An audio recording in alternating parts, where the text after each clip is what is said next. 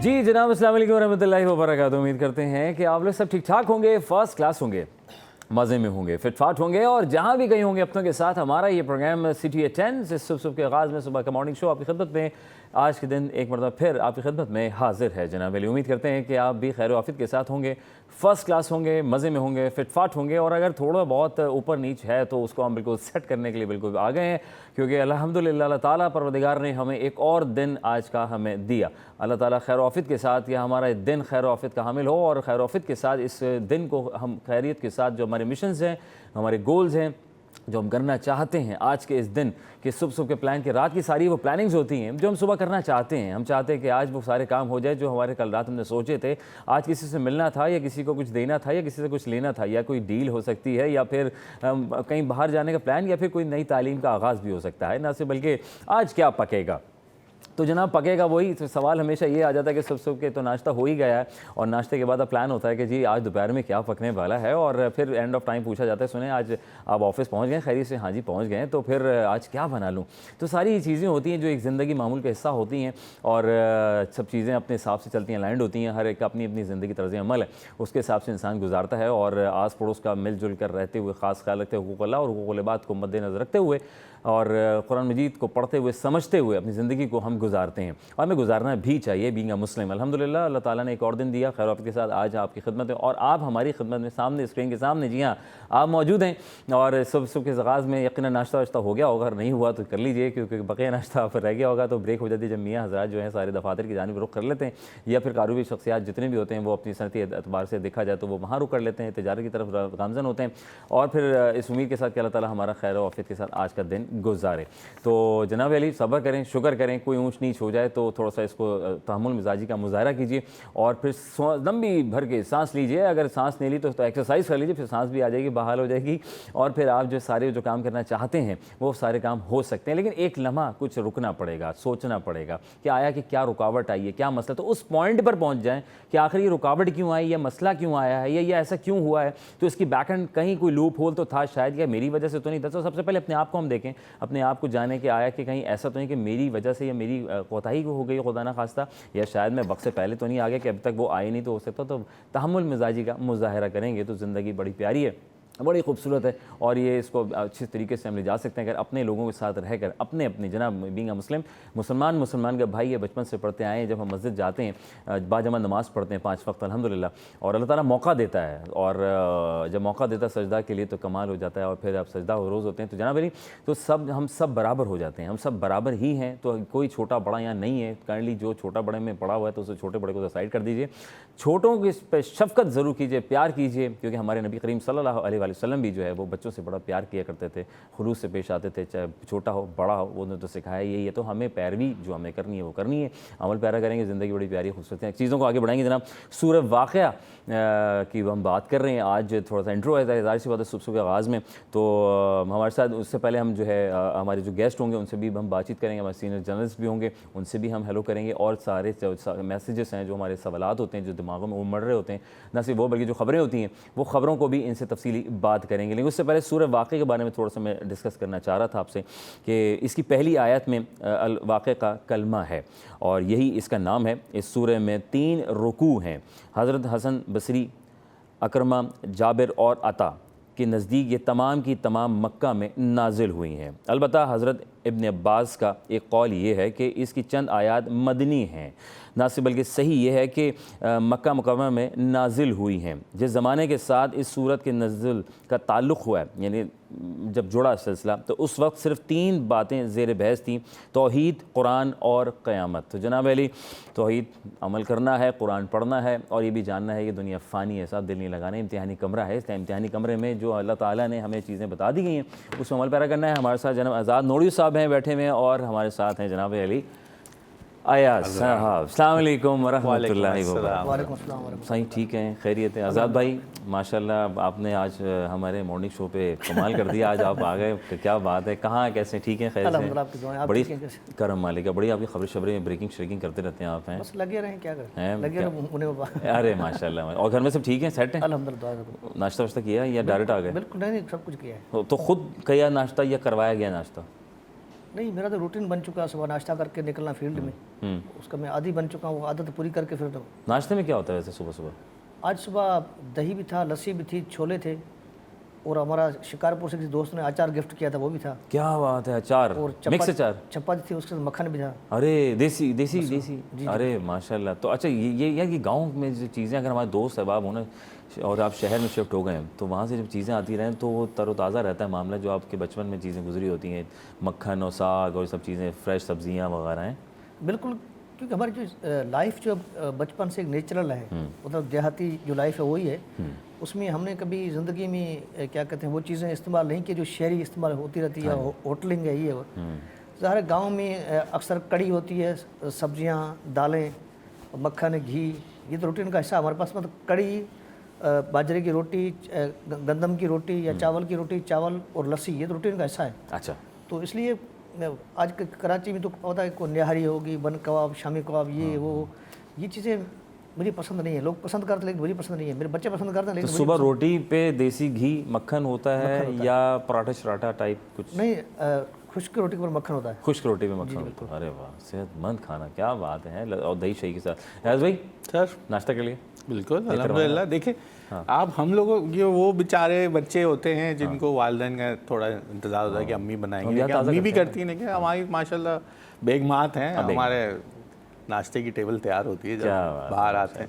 आजकल वो आप सेहत से अंदाजा लगा लीजिए, हम छुपाते फिर रहे होते हैं किसी तरीके से कैमरे में कि ये ज़रा जो खाया पिया है वो नज़र ना आए, लेकिन अब थोड़ी सी देख रहे हैं इनके साथ, ये देखिए कितना खा रहे हैं कि इनका टमी जो है वो, ये मर्दों में बड़ा मसला है, इस पर ज़रा रोशनी डालें आप। नहीं नहीं, ये भी राणा है, मैं भी राणा हूँ, वाह वाह, ये भी राजपूत है, मैं भी राजपूत है, हमारा राजपूत का कल्चर सेम है। अच्छा, उठना बैठना, गमी खुशी, शादियाँ ब्याह, सब मतलब सेम कल्चर है, वो मंगनियाँ शंगनियाँ सब कुछ सेम कल्चर है। अच्छा, लेकिन हम बड़े अनापर से, अगर बात अपने अनापर आ गए ना तो किसी की सुनते नहीं है, नहीं अब हमसे भी अनापर से खत्म होनी चाहिए, अना को फना करना चाहिए। हाँ, जितने हमारे पे कायम खानी हों, खानजादे हों, कई ऐसे कम्युनिटी, राजपर हैं, समूह है, मंगरी है, नोड़ी, जो कास्ट हैं, ये राजपूत है। क्योंकि दरअसल हम पहले से, हमारे जो अब्बा अज्दा से पहले हम हिंदू थे ना, राजपूत से ठाकुर थे, फिर आज से कन्वर्ट, हम लोग कन्वर्टेड मुसलमान जिसको बोलते हैं ना। हमारे अगर आप शजरा नसब में पीछे जाएंगे तो हमारा खाना पीना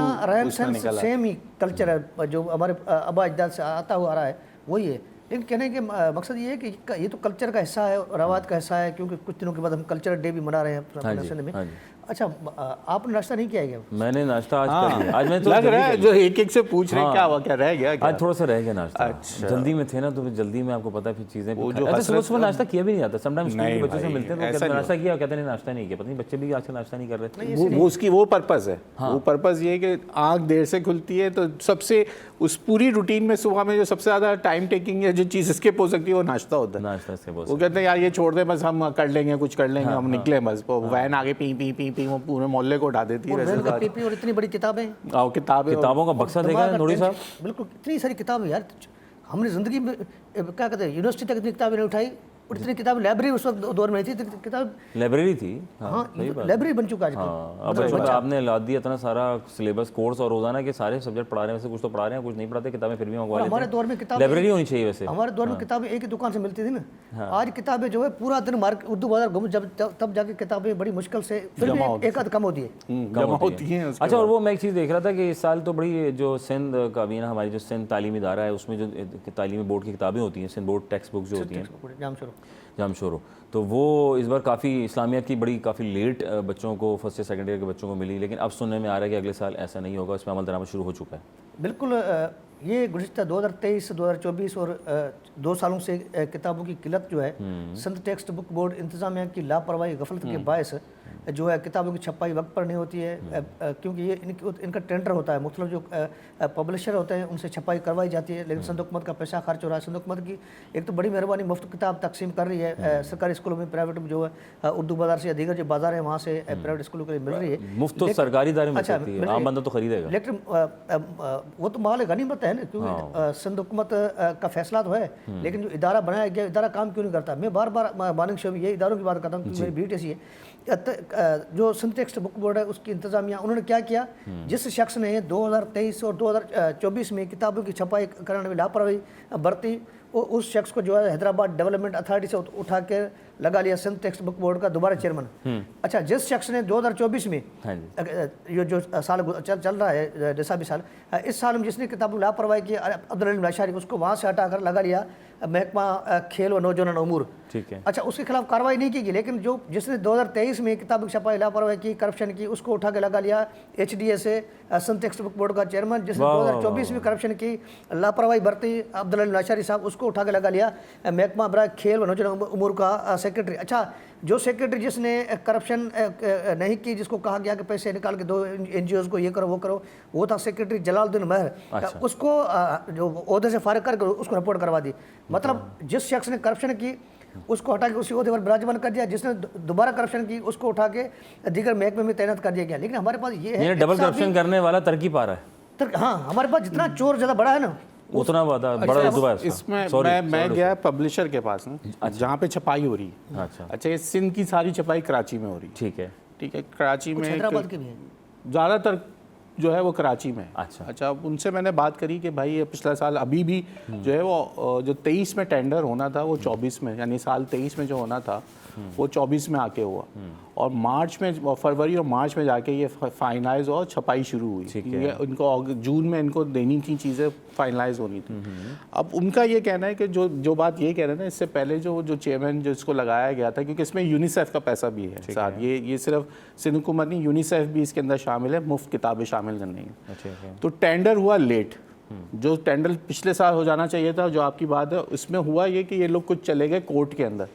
जो ये ट्रांसफ़र पोस्टिंग का मसला था उसमें स्टे ऑर्डर आ गया। अच्छा, कोर्ट का ये मैटर भी बीच में आया, तो जिसकी वजह से ये एक, देखें हर जगह हम एक बात करते हैं, मुझे बहुत तकलीफ होती है ये बात कहते हुए कि ये माफिया बन जाते हैं। बेसिकली जो ये काम करने वाले हजरात हैं, ये माफिया की शक्ल इख्तियार कर जाते हैं। मुझे बड़ी तकलीफ होती है, क्योंकि ये हमारे में से लोग हैं, हम इनसे बैठते हैं उठते हैं, लेकिन बात यही है कि ये लोग फिर एक ग्रुप बना लेते हैं, सिंडिकेट बना लेते हैं, माफिया बन जाते हैं। उसके बाद उन्होंने एक कोर्ट में गए, उसको चेयरमैन को रोकने की कोशिश की गई, उसके बाद वो टेंडर रुक गया, टेंडर डिले, सेक्रीफाइस और सर्वाइव, बल्कि मैं कहता हूँ कि जो सबसे ज़्यादा बेयर किया वो प्राइवेट स्टूडेंट्स ने किया, क्योंकि पहले मुफ्त की जो छपाई होती पहले वो कंप्लीट की जाती है, उसके बाद मार्केट के अंदर आने वाली किताब होती है छपाई। तो जो क्योंकि यूनिसेफ का पैसा था, वो तमाम चीज़ें जो उन्होंने कोर्सेज बांटने थे वो पहले छापे गए। उसके बाद मार्केट के लिए भी लोग परेशान थे। हम एक जगह मार्केट से, उर्दू बाज़ार से हम रिपोर्ट कर रहे थे, हमारे रिपोर्टर्स के मार्केट में किताबें दस्तयाब नहीं है, तो मैं ढूंढता वहाँ पहुँचा, तो पता ये चला कि भाई अभी पहले जो मुफ्त छपाई होनी है उनकी वो पूरी हो जाए, उसके बाद मार्केट की आ जाएगी। तो ये पूरा एक माफिया बन जाते हैं, जिसकी वजह से जो है ना फिर आम आदमी को जो है ना सफ़र करना पड़ता है। ये वजह आम आदमी को सफ़र करना पड़ता है, और फिर सफ़र करते करते उसकी ज़िंदगी वही पूरी हो जाती है जनाब अली। लेकिन आपने सफ़र करना है तो अच्छी ट्रेन, अच्छी सी गाड़ी में सफ़र करें, और अपने सफ़र को कामयाब बनाना है तो उस सफ़र के पीछे लग जाएँ कि ये सफ़र मुकम्मल क्यों नहीं होकर दे रहा है। यूनिटी का मुजाहरा कीजिए, फिर देखें वो सफ़र कितने आसान तरीके से फिर मुकम्मल होता है। वफ़े के बाद बात करेंगे, वफ़े से पहले थे आपकी कुछ बात है, वफ़े के बाद मज़ीद बड़ी ज़बरदस्त खबरें हैं आपके लिए, बड़ी इंटरेस्टिंग है, जो कि रहेंगे कराची वालों के लिए। वफ़े के बाद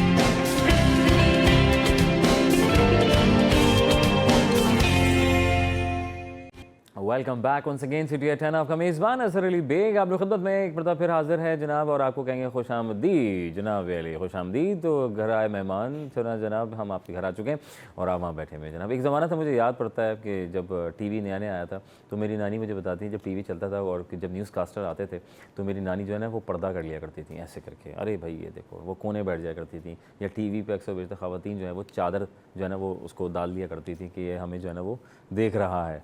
सर वो नानी हमारी जो है ना वो फिर पढ़ जो कहती थी यार ये तो अच्छा, वो आप कितनी सादी ज़िंदगी थी आज़ाद भाई, कि हम जिस नुक्कड़ पे जाते थे, नहीं टीवी सामने रखा हुआ है और हम वहाँ जा रहे हैं यहाँ जा रहे हैं, यार ये तो हमें देख रहा है, जैसे होता है ना अक्सर। उस वक्त टीवी एंटीना पे चलता था जी, एंटीना पे बड़ा टीवी होता था, ब्लैक कलर का। हाँ ब्लैक कलर। उस वक्त हम वो क्या वो उसमें पाए भी लगे होते थे, लकड़ी का बना होता था, शटर लगा होता था ऐसा समथिंग, लकड़ी का। हाँ, वो टेबल के ऊपर।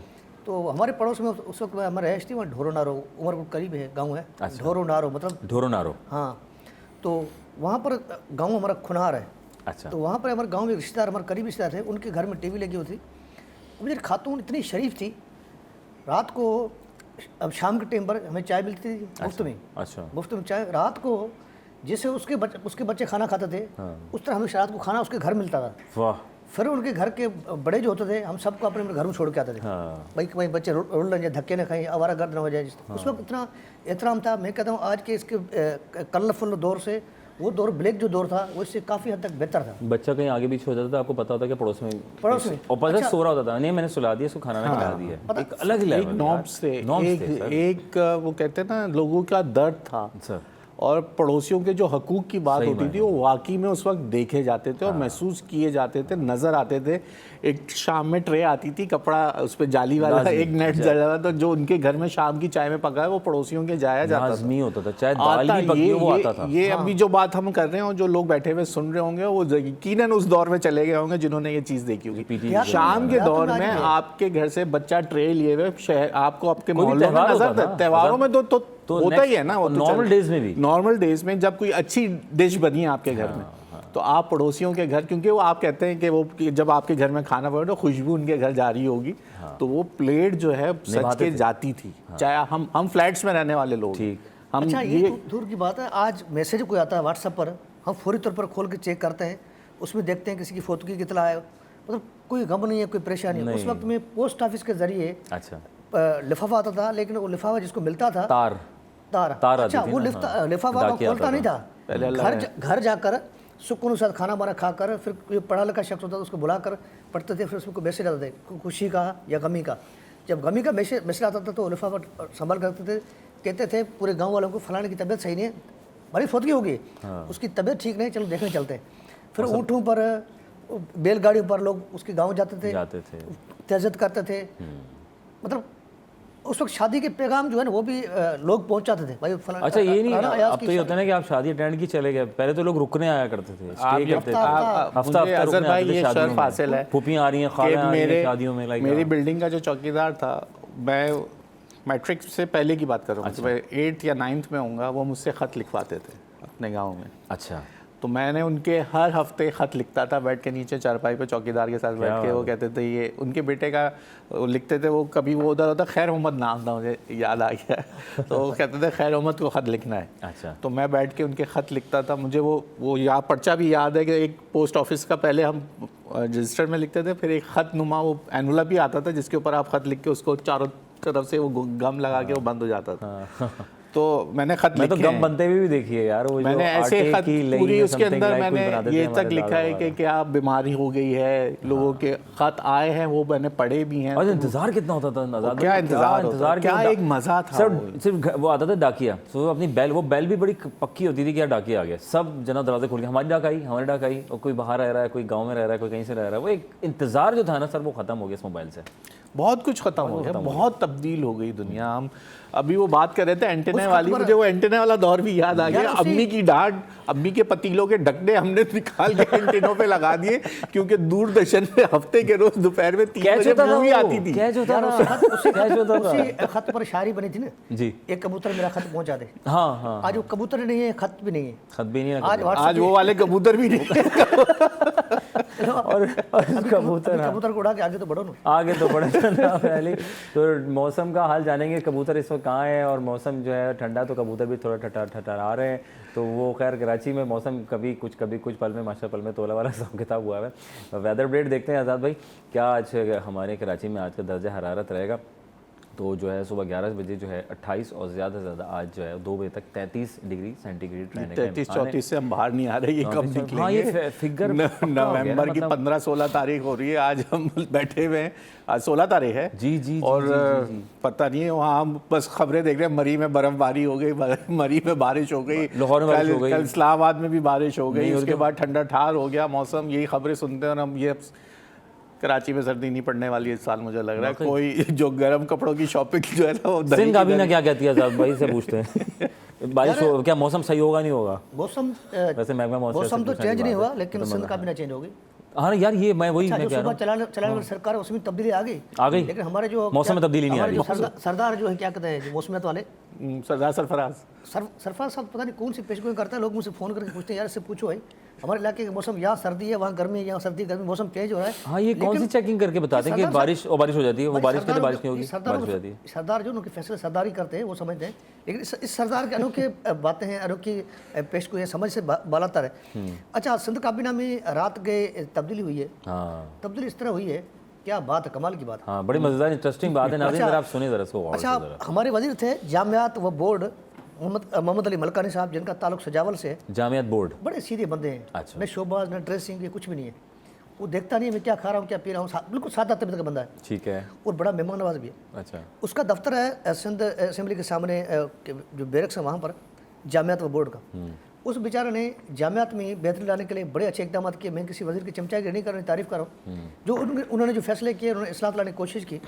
उन्होंने क्या किया, तमाम बोर्ड के जो कंट्रोलर हैं उनको मेरिट की बुनियाद पर तैनात करने का फैसला किया। अच्छा। तो क्या हुआ, माफियाज राज ने वो चलेगी, जो जिनके पास एक्टिंग चार्ज है यानी आर्जी चार्ज है, वो चले गए कहाँ, जो महकमा जामियात के मुलाजिम ही नहीं है, मुख्तलिफ इदारों के मुलाजिम है, वहाँ डेपुटेशन की बुनियाद पर। हालांकि डेपुटेशन पर जस्टिस अमीर हानी मुस्लिम ने 2013 में सुप्रीम कोर्ट का फैसला है, उसमें पाबंदी आज की है। डेपुटेशन, डिटेलमेंट, OPS, इन तीनों पर पाबंदी है। और पाबंदी के बाद फैसले हुए, फैसलों पर इतलाक भी हुआ, अमल दरामद भी हुआ। उसके बाद में क्या हुआ, रात गए, अच्छा वो कोर्ट चले गए तो मामला वहाँ रुक गया, नए कंट्रोलर एग्जाम जो है तैनात नहीं हो सके। अच्छा। उसके बाद क्या हुआ, क्यों हटाया, किसको क्यों हटाया, ये हटा दिया इनको? तो सही। अच्छा, अभी ओहो सॉरी, मैं फिल्म की एंडिंग कर दी मैंने। अच्छा, हमारे पास फैसले होते रात गए। अच्छा। हमारा मुल्क की रात गए बना, हमारे पास मार्शल रात गए लगी, हमारे पास जो कुछ होता रात गए। इमरान खान सरकार रात गए गई। जी जी जी जी। हमारे पास जो कुछ होता रात गए जाता है। नवाज शरीफ को रात गए गया, जरदारी को रात गए जेल डाला गया, फराल को रात गए जेल डाला गया। लेकिन मामला ये रात गए जो फैसले होते हैं ना, वो अल्लाह रहम करे, रात गई मोहम्मद अली मलकानी साहब को जामियात व बोर्ड यानी एक बड़ा दरसगाह तलीमी इदारे, उनके वजीर के ओहदे से हटा के उनको कर दिया साईं महकमा मवेशी व माहीगिरी, यानी बकरियां संभाला, गाय संभाला, उनकी देखभाल करना, मछली संभाला। वो भाई कहाँ जामियात व बोर्ड, चलो उसको मिनिस्टर तालीम लगाते, कोई ऐसा महकमा देते, उसको उठा, वहाँ से उठा, जामियात से उठा के जंगला वहाँ डाल दिया लाइव स्टॉक में। अच्छा, दूसरा 2 दिन पहले खबर चली, मौसूफ हमारे वजीर साहब है, दोस्त मेरे पुराने यार हैं, नगर पार्क से इलेक्शन लड़ते हुए आ रहे हैं सियासत से। सर, जानवरों को भी तो पढ़ाई करानी चाहिए ना, मतलब मवेशी मंडी, मतलब वो भी ऐसे नहीं फिरना चाहिए ना, उनको भी उसूल आना चाहिए। तो उनको पहले ही महकमा यही देते ना।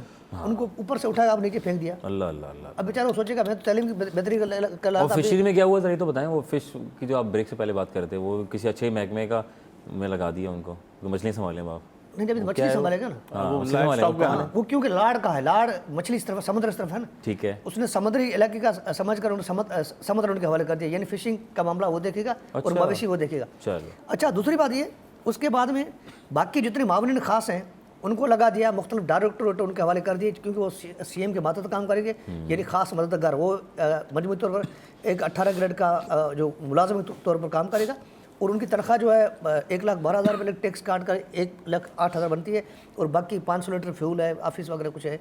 इसे 10 बावने खास राजवीर सिंह छोटो ह्यूमन राइट्स को दे दिया, ओस्मान गनी हिंगोर उनको प्रेस सप्लाई ब्यूरो दे दिया। इस तरह मतलब डायरेक्टोरेट उनके हवाले कर दिए। जो 18 ग्रेड के जो डायरेक्टर हैं 19 ग्रेड के, वो उनके हवाले कर दिए। अच्छा, मज़े की बात ये, एक हमारा बड़े वजीर दबंग है, जो कहते हैं CM सिंध वही है। आम तासुर ये था, यानी डी फैक्टो CM शर्जील इनाम मेमन साहब। उनका नाम लेने के लिए पहले तो मुझे बिस्मिल्लाह रहमान रहीम पढ़ना चाहिए। अच्छा, उनको क्या किया, उस बेचारे ने 3 दिन पहले उसने एक महकमे में बहुत अच्छा काम किया।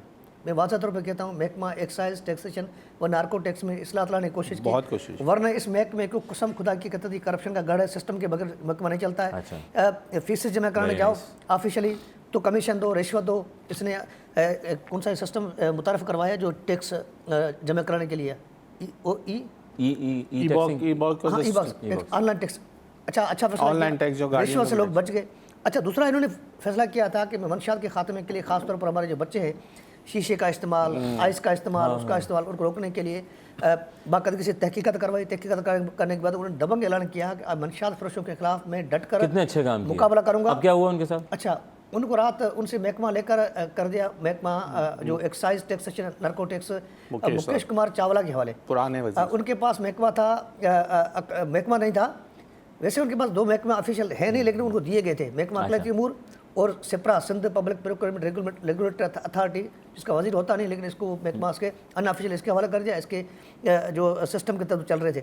लेकिन रात उनको जो अकलती उमूर फिलाई कमेटी थी उसको वहाँ से हटा के इसको महकमा एक्साइज टैक्सेशन नार्को टैक्स दे दिया, क्योंकि ये महकमा 2008 से लेकर आज तक भी मुकेश कुमार चावला के हवाला है। मतलब इसकी एक जाती प्रॉपर्टी बन चुका है महकमा। उनको अलर्ट किया जा रहा है, क्या उसमें खासियत है मजीद तो सरकार वाले, अल्लाह ताला अपना रहमो करम लेकिन रात गए जो कुछ हुआ है ना जी, समझ से बाहर रात गए फैसला किया, ये रात में हुए। रात गए मुकेश से तो आपकी अच्छी बातचीत होगी। नहीं, बातचीत अच्छी है जरूर, लेकिन बात वो करनी चाहिए जो सच्ची हो ना।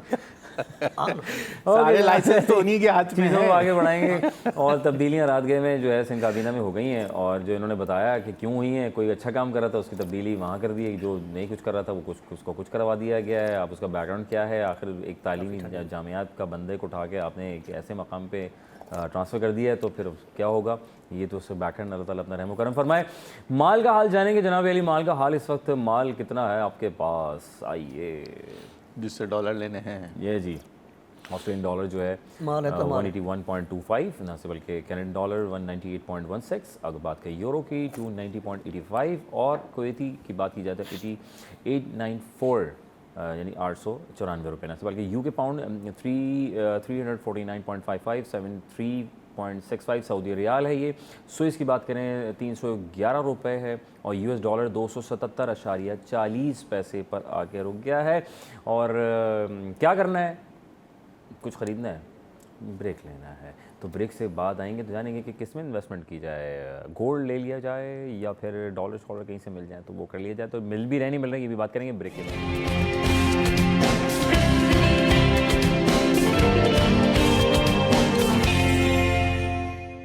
Welcome back once again, city eight 10, आपका मेज़बान अजहर अली बेग आप लोग खिदमत में हाजिर है। जनाब अली, उम्मीद करते हैं कि आप लोग ठीक ठाक होंगे, फर्स्ट क्लास होंगे, मज़े में होंगे, और जहाँ भी गए होंगे हमारा ये प्रोग्राम सिटी एट 10 आपकी स्क्रीन पर इस वक्त हाज़िर है, और आप हमारी स्क्रीन के सामने आप बैठे हुए हैं, आप वहाँ बैठे हुए हैं, वहाँ बैठे हुए, अगर अकेले बैठे हैं तो कोई टेंशन नहीं लेनी। आई खबर है क्योंकि कराची में दिफाई नुमाइश का जो है आगाज़ होने जा रहा है, बड़ा ज़बरदस्त तरीके से, जो बड़े ज़बरदस्त तरीके से जो है वो ज़ोर शोर के साथ जो है वो तैयारियाँ उरूज पर हैं, और हम इसमें ये तरफ देख रहे हैं 2024 की तैयारी है जनाब अली, और कई सालों के बाद ये जैसे प्रीवियस सालों की तरह चलता हुआ आ रहा है, 2000 से शुरू हुआ, लेकिन इस बार इस साल जो 2024 में जो आइडियाज़ की जो नुमाइश की जा रही है, जिसमें दुनिया भर से मेहमान हमारे आ रहे हैं, तो आज़ाद साहब क्या अपडेट है, थोड़े से बताइए ज़रा इसके बारे में। सब तैयारी मुकम्मल हो गई है? बिल्कुल, मैं कल जैसे शारा फैसल से गुजरा था तो बड़ी तादाद में सिक्योरिटी के इंतजाम तो अच्छे खासे थे, और रेस्क्यू के इंतजाम अच्छे खासे थे, और सिक्योरिटी प्लान भी अच्छा खासा था। जो हुकूमत का जो फैसला है इस पर अमल दरामद होता दिखाई दे रहा है, लेकिन एक शिकवा जो हमारे कराची के शहरियों के आइडियाज़, एक मामला तो ठीक है, इसमें कोई शिकवा नहीं है, लेकिन कराची के शहरियों को एक शिकवा है, हमारे पास जो सिक्योरिटी प्लान नहीं। अच्छा, सिक्योरिटी प्लान नहीं, ट्रैफिक प्लान नहीं है। ट्रैफिक प्लान होने के बाद एक BRT मनसूबा है, वो भी थोड़ा सा इल्तवा का शिकार है। बाकी जो मनसूबे सड़कों की तमीरात का मामला है वो भी इल्तवा का शिकार है। सारा बर्डन होता है शारा फैसल पर या अपना क्या कहते हैं वहाँ कोर्स अपना स्टेडियम रोड से। जी जी जी। तो इसके बाद सर शहर को सख्त अच्छी खासी परेशानी का सामना करना पड़ रहा है, मुझ समेत आम जो शहरी उनको। जी जी। इस हवाले से सिंध हुकूमत को इक़दाम उठाने चाहिए ताकि जो ट्रैफिक का निज़ाम है उसको ठीक करें, कोई ना कोई इसका हल निकालें, ताकि आइडियाज़ अपनी बेहतरी तरफ जाए और शहरियों को परेशानी ना हो। अयाज़ भाई, तजावुज़ात के ऊपर भी आज काम शुरू करने जा रहे हैं, और कल भी सब चीज़ें कुछ दिनों से चल रही हैं, तो वो हटाया जा रहा है, तो इतराफ़ में कहाँ क्या थोड़ा सा बताएं ज़रा, क्या देखें। अगर हम इसकी बात करें तो जो उसके बराबर में अगर आप देखें जो DC ऑफिस है, थोड़ा सा आगे ही आ जाते हैं, तो DC ऑफिस के बाद बहुत सारे पत्थारे लगे हुए, ठीक है, उनको क्लियर करने की ज़रूरत है, क्योंकि जब ये आइडियाज़ होती है तो जैसे मैच होता है तो स्टेडियम भी इसके जो है बराबर में ही है। हाँ, तो स्टेडियम से लेके सिविक सेंटर तक ये रोड को तकरीबन 19 को तो ये बंद हो गया, क्योंकि इसके अंदर हाई प्रोफाइल जो हमारे डेलीगेट्स हैं वो तो मौजूद होते ही हैं, साथ ही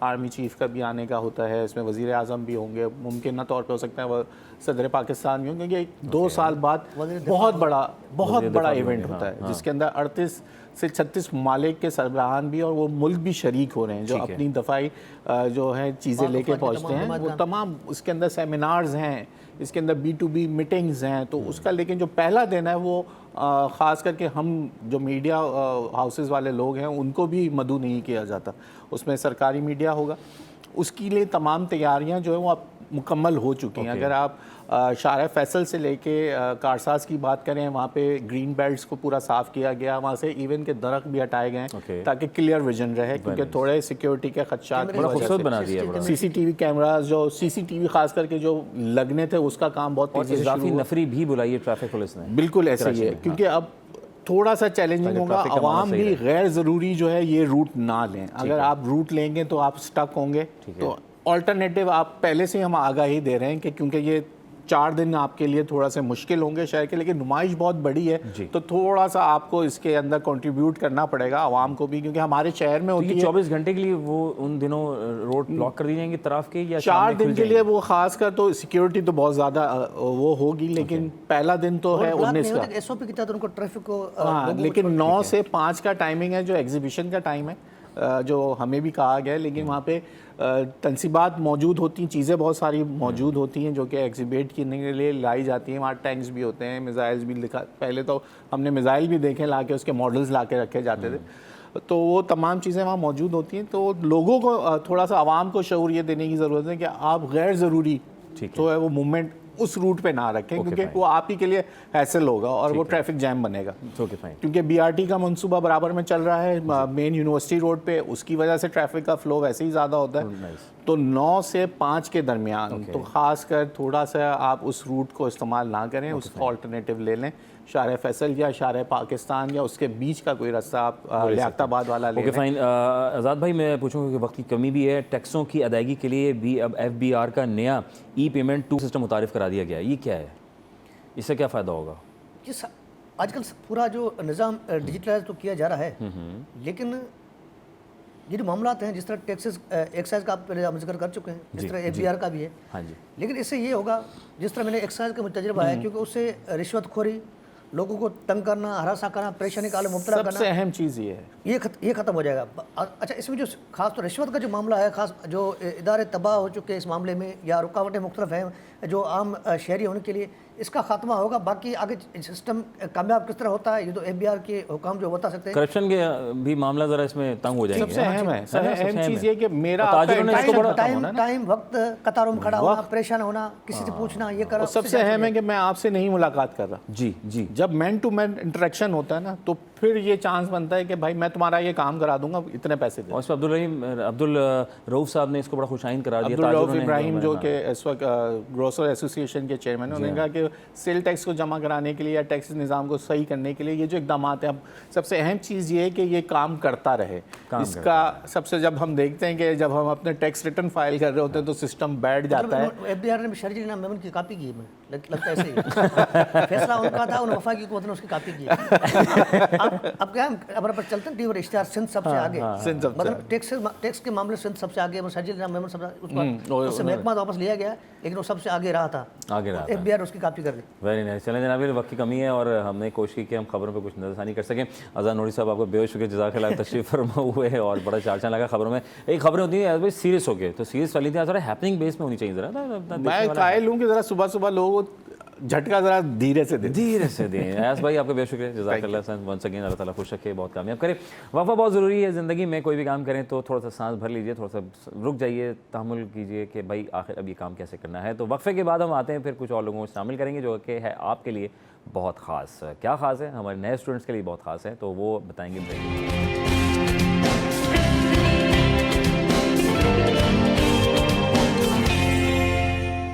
welcome back once again city 10। आपका मेज़बान अज़हर अली बेग अपनी खिदमत में हाजिर है जनाब अली, और आपका फिर हर खैर मकदम करेंगे। हमारा सिटी 21 की स्क्रीन के सामने इस वक्त आप बैठे हुए हैं और सुबह के इस मॉर्निंग शो में अज़हर अली बेग आपकी खिदमत में हाजिर अपनी टीम के साथ। और आज के सुबह के आगाज़ में एक मरतबा फिर अगर आपने अभी हमें ज्वाइन किया तो वेलकम करेंगे और अस्सलाम वालेकुम रहमतुल्लाह। और अल्हम्दुलिल्लाह कि अल्लाह ताला ने हमें एक और दिन दिया, और आपको भी दिया, हमें भी दिया, और हम सारे वो काम कर रहे हैं जो हमारे मिशन गोल्स हैं और जो हम करना चाहते हैं। क्या क्या प्लान्स हैं, मर्दों के अपने प्लान हैं, बच्चों के अपने प्लान्स हैं, ख़वातीन के अपने प्लान्स हैं और स्टूडेंट्स के अपने अपने प्लान्स होते हैं कि क्या पढ़ना है, क्या लिखना है, कैसे चलना है और कैसे नहीं चलना।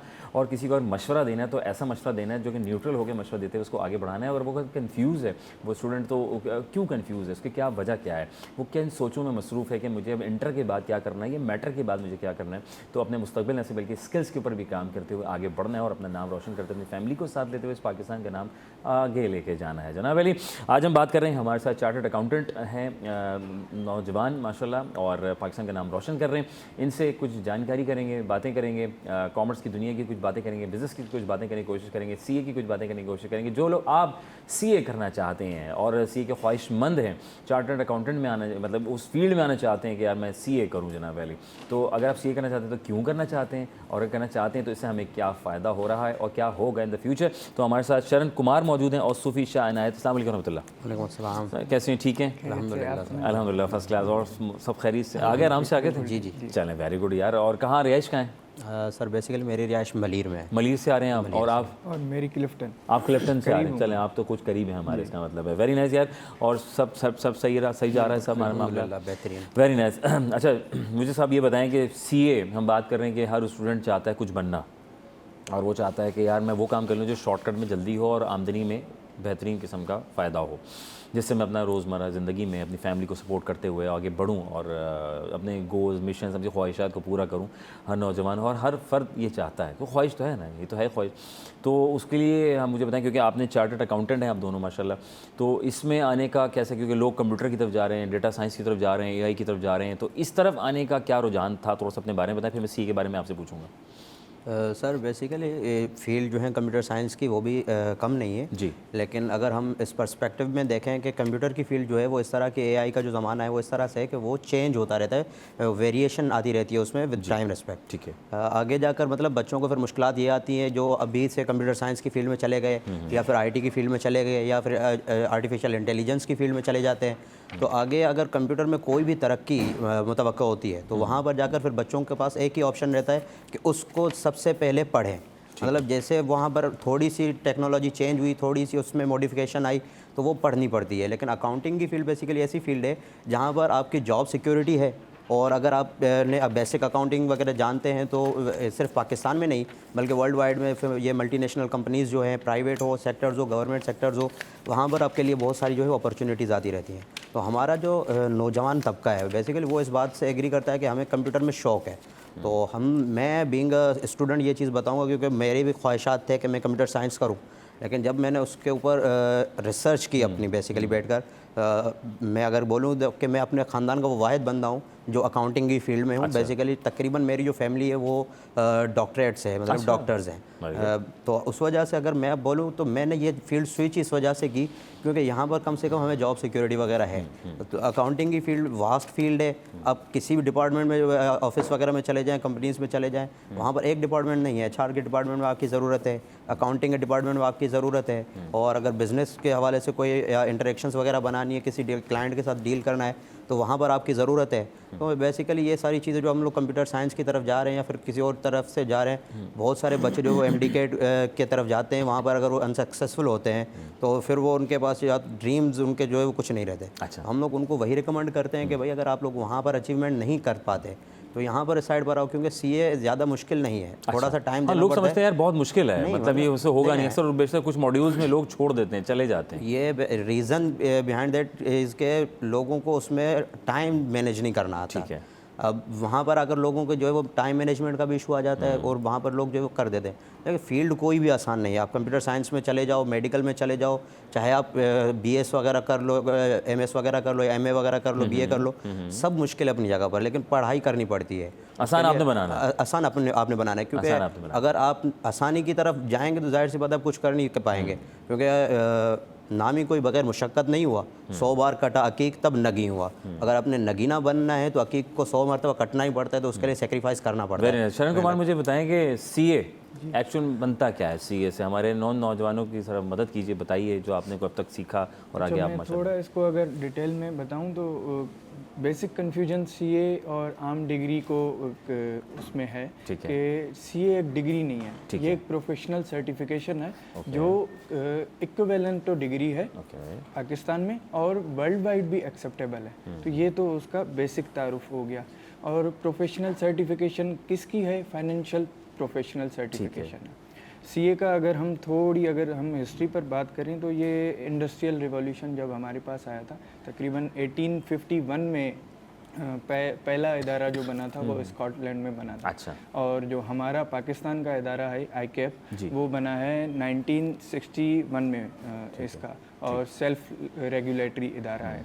तो ये इसका बेसिक सा तारुफ है कि ये एक प्रोफेशनल सर्टिफिकेशन है, डिग्री नहीं है। लेकिन इसका मतलब ये नहीं है कि वो वाला सर्टिफिकेट है कि आपने 3 महीने में कर लिया उसके बाद आप बिल्कुल कंफ्यूजन होती है लोगों को सबसे ज़्यादा। वेल डिज़ाइन एक प्रोफेशनल सर्टिफिकेशन है फाइनेंशियल से रिलेटेड, और इसमें ये ऐसी सर्टिफिकेशन है कि दूसरी सर्टिफिकेशंस करने के लिए भी अगर हम एग्जाम्पशन लेना चाहें या दूसरी सर्टिफिकेशंस में गेटवे एग्ज़ाम्स देना चाहें तो वो भी हमारे लिए आसानी रहती है। अच्छा, अक्सर बेशतर क्या मसाइल दरपेश होते हैं तलबा को हमारे यहाँ जब इसकी तालीम हासिल कर रहे होते हैं? सबसे बेसिक क्या चीज़ें सामने आप देख रहे होते हैं? सबसे बेसिक चीज़ है हमारा जो कोर्स आउटलाइन डिज़ाइंड है। हम मैट्रिक तक जितने भी शागिर्द हैं यहाँ पर या तलबा हैं वो सब ज़्यादातर साइंस बैकग्राउंड से आ रहे होते हैं, और ये एक इमीडिएटली स्विच होता है टुवर्ड्स कॉमर्स।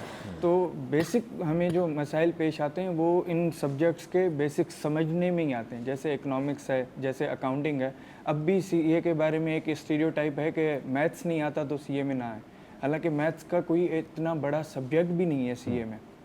अकाउंटिंग है, इकोनॉमिक्स है, तो जो बुनियादी हमें मसाइल इसमें पेश आते हैं वो यही कोर्स आउटलाइन है कि हम साइंस से टुवर्ड्स आ रहे होते हैं इसमें कॉमर्स। ठीक है, सूफी भाई मुझे बताएं कि मॉड्यूल्स होते हैं इसमें और क्या क्या चीज़ें हैं? हम पेपर्स का क्या तरीक़ेकार होता है शॉर्ट में ज़रा मुझे बताइएगा प्लीज़। पेपर्स जो हैं इसमें तकरीबन कोई 21 है टोटल जी। और कितने ईयर्स का प्रोग्राम होता है? इसमें टाइम ड्यूरेशन की लिमिट नहीं है, कोई नहीं होती। इसमें ये होता है कि आपके मॉड्यूल्स होते हैं, उसमें जो हमारे पेपर्स है 21। बेसिकली अभी नई एजुकेशन स्कीम हमारी आने वाली है 25 के नाम से, तो उसमें थोड़े पेपर्स और कम हुए, मतलब अभी 19 तक जाकर रहे। उसमें ये होता है कि आपके 3 मॉड्यूल्स में उनको डिवाइड किया गया है। पहला होता है पीआरसी, जो यहाँ समझो कि आपके होता है बिल्कुल बेसिक, जहाँ पर बच्चा अगर प्री मेडिकल से भी आ रहा है, इंजीनियरिंग से आ रहा है, तो वहाँ पर उनको बेसिक्स अकाउंटिंग वगैरह जो वो पढ़ाई जाती है, इकोनॉमिक्स वगैरह पढ़ाई जाती है। किसी फील्ड से अगर आ रहा है तो वो सीए कर सकता है, वो फ्लेक्सिबल है। क्योंकि जो पहला मॉड्यूल होता है वो बिल्कुल बेसिक बच्चों के लिए ही होता है। क्योंकि मैं खुद इंजीनियरिंग बैकग्राउंड से हूँ, तो मुझे भी जाहिर सी बात है थोड़ी बहुत तकलीफ आई थी उस टाइम पे। और उसके बाद हमारा था Kaif, certificate in accounting and finance. ठीक है, वो दूसरा मॉड्यूल होता है। उसके बाद जब आपका दूसरा मॉड्यूल खत्म होता है तो फिर हमारी आर्टिकलशिप्स यहाँ पर जो है वो शुरू होती है। आर्टिकलशिप पे बात करेंगे तो आर्टिकल जब शुरू होती है तो उस आर्टिकल को कैसे कहाँ निभाया जाता है, लेकिन इस ब्रेक के बाद मैं आपको बताऊंगा इनके ज़रिए। तो ब्रेक मिलते हैं।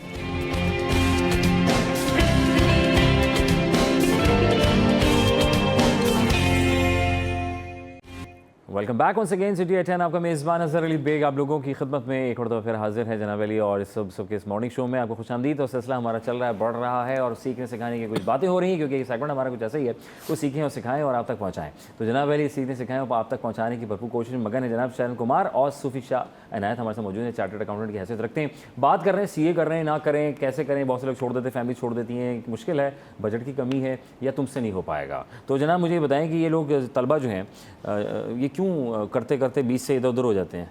कि जल्दी से जॉब मिल जाती है, ये भी वजह तो नहीं होती कि अच्छी नौकरी मिल गई तो यार बस सर देखें, अगर आप सीए के स्टूडेंट हैं जी, तो यहाँ पर मैंने अभी थोड़ी देर पहले बात की कि आपको थोड़ी बहुत सेक्रीफाइसेस करनी पड़ती हैं। ठीक है, क्योंकि हमारा जो पासिंग परसेंटेज है वो 50% है, और अगर आपका 49 या 48 पर भी आप आते हो तो आपको जो है वो आगे प्रमोट नहीं किया जाता। बाकी हमारे एक सिस्टम का अच्छा रूल ये भी है कि वो परसेंटेज शो नहीं करवाते। If you are clear then you are clear, भले आप 51 पर ही क्यों ना हो या 50 पर ही क्यों ना हो, ठीक है, मतलब वो आगे आपके जॉब में आपको वो मदद करता है। बाकी बात आती है छोड़ने की, तो ज़्यादातर बच्चे जो हैं वो इस परेशानी में आकर छोड़ देते हैं कि उनको कंटिन्यूसली पेपर्स उनके रुक रहे होते हैं। क्यों? वजह ये है कि थोड़ा मैंने पहले बात की कि लैक ऑफ नॉलेज होता है। क्योंकि आगे आपको यहाँ पर कोई रट्टाफिकेशन नहीं चलता। बच्चा जब इंटरमीडिएट से आता है ना, तो उनका यही होता है कि बस यार आखिरी रात बैठकर पढ़ लेंगे, पेपर क्लियर हो जाएगा। तो यहाँ पर आपका आखिरी रात वाला आज आखिरी तारीख है बिल जमा कराने की, मैं आज ही जमा कराऊंगा। नहीं, वही बात हो गई कि अगर आप देखो सीए में आते हो तो पीछे की कश्तियाँ जलाकर आपको आना पड़ेगा और ये मोटिव लेकर आना पड़ता है कि डू और डाई, डोंट से वाई। नहीं, आपको करना है किसी भी सूरत में। ठीक है। फिर उसके लिए थोड़ी बहुत परेशानी आती है कि हम लोग आखिरी रातों में बैठकर पढ़ रहे होते हैं। ठीक है। तो अगर आप सीए के स्टूडेंट हैं तो आपको अपनी कंटिन्यूसली हैबिट ये भी बनानी पड़ेगी कि तकरीबन 8 से 9 घंटे लाइब्रेरीज़ हैं हमारी, अलग अलग IKP की लाइब्रेरीज़ हैं। क्लिफ्टन पर है एक जो है वो हमारी गुलशन इकबाल में मौजूद है। अच्छा। और हमारे जो इंस्टीट्यूट्स हैं रजिस्टर्ड वो भी करवाते हैं, उनकी भी लाइब्रेरीज ओपन होती है। तकरीबन 12 आवर्स के लिए होती है। तो वो लाइब्रेरीज में आप जाएँ और वहाँ पर आप अपने सीनियर्स के साथ जाकर इंटरेक्शन बनाएं। ठीक है। बाकी अगर आपका, मैं यहाँ पर पेरेंट्स से थोड़ा मुखातिब हूँगा कि अगर आपका बच्चा सीए का स्टूडेंट है और वो थोड़ा इस चीज़ से कर रहा है, इस चीज़ को फेस कर रहा है, तो आप उनकी मोटिवेशन बने, आप उनको मोटिवेट करें, ना कि आप उनको प्रेशराइज़ करें कि भाई ये मुश्किल चीज़ है, आप नहीं कर सकते। क्योंकि बच्चा अमूमन या तो लैक ऑफ नॉलेज की वजह से फेल होता है या फिर फैमिली प्रेशर की वजह से फेल हो जाता है। तो वहाँ पर पेरेंट्स का ये रोल होता है कि अगर आपका बच्चा करे तो आप उनको इन्हेंस करें, उनको पुशअप करें कि यार आप कर सकते हो, आपके अंदर एक एबिलिटी है, बस थोड़ा सा टाइम ज़्यादा तो आप कर लोगे। तो वो बच्चा वहाँ से मोटिवेट होकर, मतलब इंस्पायर होकर अपने पेरेंट्स, जब आपका बैक आपके पेरेंट्स होते हैं, सही, अगर वही हाथ अपना छुड़ा लेंगे बच्चे से तो फिर वो बच्चा जाहिर से माँ बाप बेचारे परेशान होते हैं। औलाद को देखने के बाद शरण कुमार परेशान हो जाते हैं, तो नहीं यार ये बच्चा परेशान हो रहा है, अजीब कहाँ गुम हो गया है, घर में नज़र नहीं आता है, बस कमरे में बैठा रहता है, पढ़ता रहता है। क्योंकि इसको बड़ी हाइप बनी हुई है कि यार बड़ा ख़तरनाक सब्जेक्ट है, ये हमसे नहीं हो पाएगा। ये ज़रा इसकी मिथ को ज़रा क्लियर करें यार, ये क्यों नहीं हो पाएगा जब लोग PhD कर लेते हैं? बिल्कुल हो सकता है। उसमें थोड़ा शेड्यूल करने की ज़रूरत है। जैसे सूफ़ी ने बात की, मैं बिल्कुल इसको इंडोर्स करूँगा कि हम लास्ट मोमेंट पर आखिरी वीक में आकर स्लाइड से पेपर पास करने के आदी होते हैं, तो हम सीए को इस तरह से चला रहे होते हैं। हम अगर रोज़ 2 घंटे, 3 घंटे, 4 घंटे इसको बढ़ाते हुए 5 घंटे तक दे रहे हैं सब्जेक्ट्स को, तो क्लियर करना आसान है, इसमें कुछ मसला नहीं। तो आपके बासानी मॉड्यूल एक साथ क्लियर हो गए थे या टाइम लगा? कितना अर्से मुकम्मल हुआ? मुझे एक पेपर में ही वक्त लगा। उसका सबब भी यही था कि मैंने दूसरी एक्टिविटीज़ को ज़्यादा तरजीह दी और स्टडी, वरना जल्दी हो जाता। तो यानी कि मुश्किल नहीं है सूफी, इतना मुश्किल नहीं है जितना आप लोगों ने बनाया हुआ है। अच्छा, अगर टाइम आप देते हैं तो आप उसको ओवरकम जो इजीली कर सकते हैं और पेपर क्लियर भी कर सकते हैं। क्योंकि बच्चे होते हैं जो फर्स्ट अटेम्प्ट में तकरीबन कैफ क्वालिफाई कर जाते हैं, तो वो भी तो पढ़ ही रहे हैं ना, उनकी भी एक रूटीन होती है, तो हम भी उन जैसे क्यों नहीं बन सकते। फाइन। शरण कुमारी मुझे बताएं ऑडिट क्या है, इसको ज़रा क्लियर करें इस पिक्चर को, क्या होता है? अच्छा, इसको अगर मैं थोड़ा पीछे से लेकर चलूं, जैसे मैंने आपको बताया कि 1851 में जो पहला इदारा बना था अकाउंटिंग का स्कॉटलैंड में, तो उस वक्त ज़रूरत पड़ी थी इंडस्ट्रियल रिवॉल्यूशन में कि अब कंपनीज़ को उनके अकाउंट्स जो हैं वो यूनिफॉर्मिटी की तरफ लेकर जाने, चेक एंड बैलेंस के पर। अब जब इसकी ज़रूरत पड़ी कि कंपनीज़ ग्रो कर रही हैं, तो अब मैं एक बंदा अपनी कंपनी नहीं चला रहा, अब मेरी मैनेजमेंट है, तो यहाँ पर कॉन्सेप्ट आ गया थर्ड पार्टी रिलेशनशिप का, कि ऑनर अलग है, उसको मैनेज करने वाले अलग हैं और पैसे शेयर होल्डर के अलग लगे हुए हैं। वहाँ पर ज़रूरत पड़ती है ऑडिट की, कि ऑडिट कैसे किया जाए और उसकी क्रेडिबिलिटी जो बिज़नेस हो रहा है, ऑनर को कैसे पता चले कि मैनेजमेंट जो मुझे डिलीवर कर रही है वो 100% डिलीवर कर रही है या नहीं, या जो हमारे शेयर होल्डर्स हैं जो पैसा लगा रहे हैं उनको कैसे पता चले कि हम जहाँ पर इन्वेस्ट करने जा रहे हैं वो हमारे लिए फ़ायदेमंद होगा। वहाँ पर ज़रूरत पड़ती है ऑडिट की कि वो उस बिज़नेस की क्रेडिबिलिटी बढ़ाए, चेक एंड बैलेंस रखे, यूनिफॉर्मिटी भी लाए कि जितनी अकाउंटिंग रिकॉर्ड्स हैं रेलिवेंट सेक्टर में, लेट सपोज हम यहाँ पर बैठे हुए हैं तो ये एक सेक्टर है मीडिया का, तो इनके रिकॉर्ड्स में एक यूनिफॉर्मिटी हो। ऐसा ना हो कि वो एक किसी पेज पर रेवेन्यू दिखा रहे हैं या प्रॉफिट दिखा रहे हैं, दूसरा उसी तर्ज के रिकॉर्ड्स को बना के लॉस दिखा रहे हैं। तो इन सब के चेक एंड बैलेंस के लिए ये ऑडिट किया जाता है। और साथ ही साथ ऑडिट का एक और दूसरा, जो अब हमारे पास क्लाइमेट क्राइसिस हो रहे हैं, अब इन्होंने ये भी इंट्रोड्यूस करा है, ज़्यादातर जितनी भी हमारी फर्म्स हैं वो 2040 के विजन के हिसाब से इंटरनेशनली UN के साथ और क्लाइमेट जितने भी इदारे हैं जिसमें पाकिस्तान की हमारी ऑडिट फर्म्स भी शामिल हैं, वो उनके साथ एक अलायंस में है कि हम ज़ीरो कार्बन की तरफ जाएंगे। उसमें भी ऑडिटर्स का बहुत अच्छा किरदार है। उसको किस तरह से हम कर सकते हैं कि हम अपने कंपनीज़ के रिकॉर्ड में ये लिखते हैं, जो फाइनेंशियल रिपोर्ट्स पेश करते हैं उसमें, कि भाई ये कंपनी 100 रुपये कमा तो रही है लेकिन ये माहौल को 100 रुपये का नुकसान भी दे रही है। अच्छा, या ये कंपनी 100 रुपये कमा रही है तो ये कोशिश कर रही है कि माहौल को भी फ़ायदा दिया जाए। तो इसमें भी ऑडिटर्स का बहुत अच्छा किरदार है, जो अब हमारे पास क्लाइमेट क्राइसिस हैं और उसमें हम किस तरह से ऑडिटर्स। सूफी मुझे बताइएगा कि सीए करने वाला कहाँ कहाँ एडजस्ट हो जाता है उन स्टूडेंट्स के लिए जिनको ये नहीं मालूम कि सीए करने के बाद मैं क्या जाऊँ, क्या मैं ऑडिटर बन जाऊँगा फ़ौरन से? नहीं, अगर आप सीए क्वालिफाइड हो जाते हैं, पहले तो आपके जब सेकंड मॉड्यूल हमारा कैफ होता है उसके बाद आपकी आर्टिकलशिप शुरू हो जाती है। आर्टिकलशिप में ये होता है कि आपको स्टाइपेंडियम वगैरह मिलता है, वहाँ से सैलरी वगैरह शुरू हो जाती है आपकी। उसके बाद जब आप पेपर जो मैं आपकी बात यहीं रोकूँगा, उसको कंटिन्यू कीजिएगा। मुझे ये बताएं कि जो आम तनख्वाहदार तबका है और तो सीए करने वाले की तनख्वाह में कोई फ़र्क होता है? क्योंकि आपने तनख्वाह की बात की, स्टेप की बात। जी बिल्कुल बिल्कुल, मैं वही बात पे आ रहा हूँ अपनी कि अगर आप पहुँचते हैं उस लेवल बस ये क्वालिफाई आप कर लेते हैं तो आपकी जो सैलरी पैकेजेस है वर्ल्ड वाइड वो तकरीबन कोई 6 फिगर्स है। मतलब यूँ समझो कि 4 to 6 lakhs पर मंथ आपकी सैलरी स्टार्टिंग है। स्टार्टिंग सैलरी है वहाँ पे। यहाँ से बाहर चले जाओ यूरोपियन कंट्रीज़ की साइड पर, दुबई हो गया, सऊदीया हो गया, तो वहाँ पर हमारी जो चार्टर्ड अकाउंटेंट्स है उनकी लेवल एक बहुत अच्छी है। हमारे पाकिस्तान में जो है वो इस चीज़ को थोड़ा सा मतलब कम किया जाता है क्योंकि यहाँ पर वो पैकेज नहीं मिलता, जिसकी वजह से हमारे जो तकरीबन qualified number of chartered accountants है वो तकरीबन कोई 11,000 के लगभग है पाकिस्तान में सिंस 1961। अच्छा। मतलब लोग आके स्केप कर देते हैं, प्रेशर में आते हैं, तो वो उसकी वजह से एक तो हमारा रेशो भी बहुत कम है, तो यहाँ पर वो नहीं मिलता, तो तकरीबन 80% जो हमारे चार्टर्ड अकाउंटेंट्स हैं वो बाहर मूव कर जाते हैं। अच्छा जी, क्योंकि वहाँ पर उनको पैकेजेस वगैरह अच्छे मिलते हैं। तो अगर यह वही फैसिलिटीज़ हमें यहाँ पाकिस्तान में प्रोवाइड होंगी, पैकेजेस हमें अच्छे मिलेंगे, तो जाहिर सी बात है हमें बाहर मूव करने की नीड नहीं पड़ेगी और हम यहाँ पर बैठ कर अपने कंट्री के लिए ही फ़ायदे में कुछ बातें कर सकेंगे। ठीक है। बाकी ये कि जब आप आर्टिकलशिप में आते हो तो जैसे आपको वो शुरू होता है, सैलरी मतलब शुरू हो जाती है, उसमें ये होता है कि तकरीबन 1.5 साल का आपको जो है वो पॉज लेना पड़ता है। आईके वो आपके एग्जाम्स वगैरह नहीं लेती, उसमें आपको थोड़ा एक्सपोजर लेना पड़ता है। अच्छा। वहाँ से यूँ समझो कि आप जब सीए क्वालिफाइड होते हो तो आपके पास एक एक्सपीरियंस भी होता है जो कि आप एज ऑडिटर या टैक्सेशन में जाकर आप अपना जो है वो कर सकते हैं। तो उसके में ये होता है कि अब जैसे ही बंदा कैफ क्वालिफाई करके आर्टिकलशिप में एन हुआ तो उसके बाद जैसे जैसे वो पेपर अपने बढ़ाता जाता है ना, मतलब उसके पास होते जाते हैं, 2 पेपर पास हुए तो फिर वो आपकी सैलरी वहीं से बढ़ना स्टार्ट हो जाती है। तो उस लेवल पर जब आप आ जाते हैं, आप चार्टर्ड अकाउंटेंट क्वालिफाइड है, तो आपको अगर कंपनी में लग रहा है कि यहाँ पर सैलरी कम है, हम लोग स्विच कर देते हैं और हिम्मत नहीं हारे, फिर हिम्मत नहीं और लगे रहें, फिर बिल्कुल लगे रहें। मुन्ना भाई, जनाब अली शरण कुमार, आपका बहुत शुक्रिया, आपसे कुछ सीखने सिखाने का मिला। इस प्लेटफॉर्म से हम थोड़ा एड्रेस करेंगे कि हुकूमत जितना भी हमने आपको बताया ये सब प्राइवेटली और सेल्फ फंडेड लोग यहाँ पर पढ़ते हैं। तो हम इस प्लेटफॉर्म से गुजारिश करेंगे हुकूमत को कि प्रोग्राम्स डिज़ाइन करें, कुछ स्कॉलरशिप्स डिज़ाइन करें जिसमें जितने भी कॉम्पिटेंट स्टूडेंट्स हैं वो सीए करना चाह रहे हैं तो वो आगे आएँ और उनके लिए कुछ स्कॉलरशिप्स हों ताकि फाइनेंशियल क्राइसिस की वजह से कोई भी हमारी कॉम्पिटेंस ज़ाया ना हो। क्या बात है, थैंक यू वेरी मच। यही है कि अगर हमें गवर्नमेंट की तरफ से थोड़ी सपोर्ट मिलेगी, क्योंकि यहाँ पर तक लोअर क्लास का तबके का बच्चा भी आता है। हाँ। आए हैं सर, हमने देखा है यहाँ पर जो है वो सखर वाली साइड से, गोटकी वाली साइड से, मीरपुर माथेलो वाली साइड से बहुत सारे बच्चे यहाँ पर आए हैं जो हमारे क्लासमेट्स रह चुके हैं। उन्होंने फाइनेंशियल क्राइसिस की वजह से ही जो है वो स्किप कर दिया, मतलब सीए छोड़ दिया। एक वजह ये भी है, वजह यही। तो हमारी गवर्नमेंट जो है वो अगर इस पर काम करे, बच्चों को फाइनेंशियल जो है वो सपोर्ट करे, तो मेरे ख्याल में हमारे लिए भी बेनिफिट होगा और गवर्नमेंट का भी जो है वो एक अच्छा रोल प्ले हो जाएगा। चलें यार, अल्लाह ताला इसको आसानियाँ फरमाए और जो भाइयों के मिशन सपोर्ट है, जिनके मैसेज वो भी हमने कन्वे कर दिए, यकीनन आपको भी अंदाज़ा हो गया। शरण कुमार, आपका वंस अगेन बहुत शुक्रिया। सूफी शाह नायब साहब, आपका बेहद शुक्रिया, thank you very much.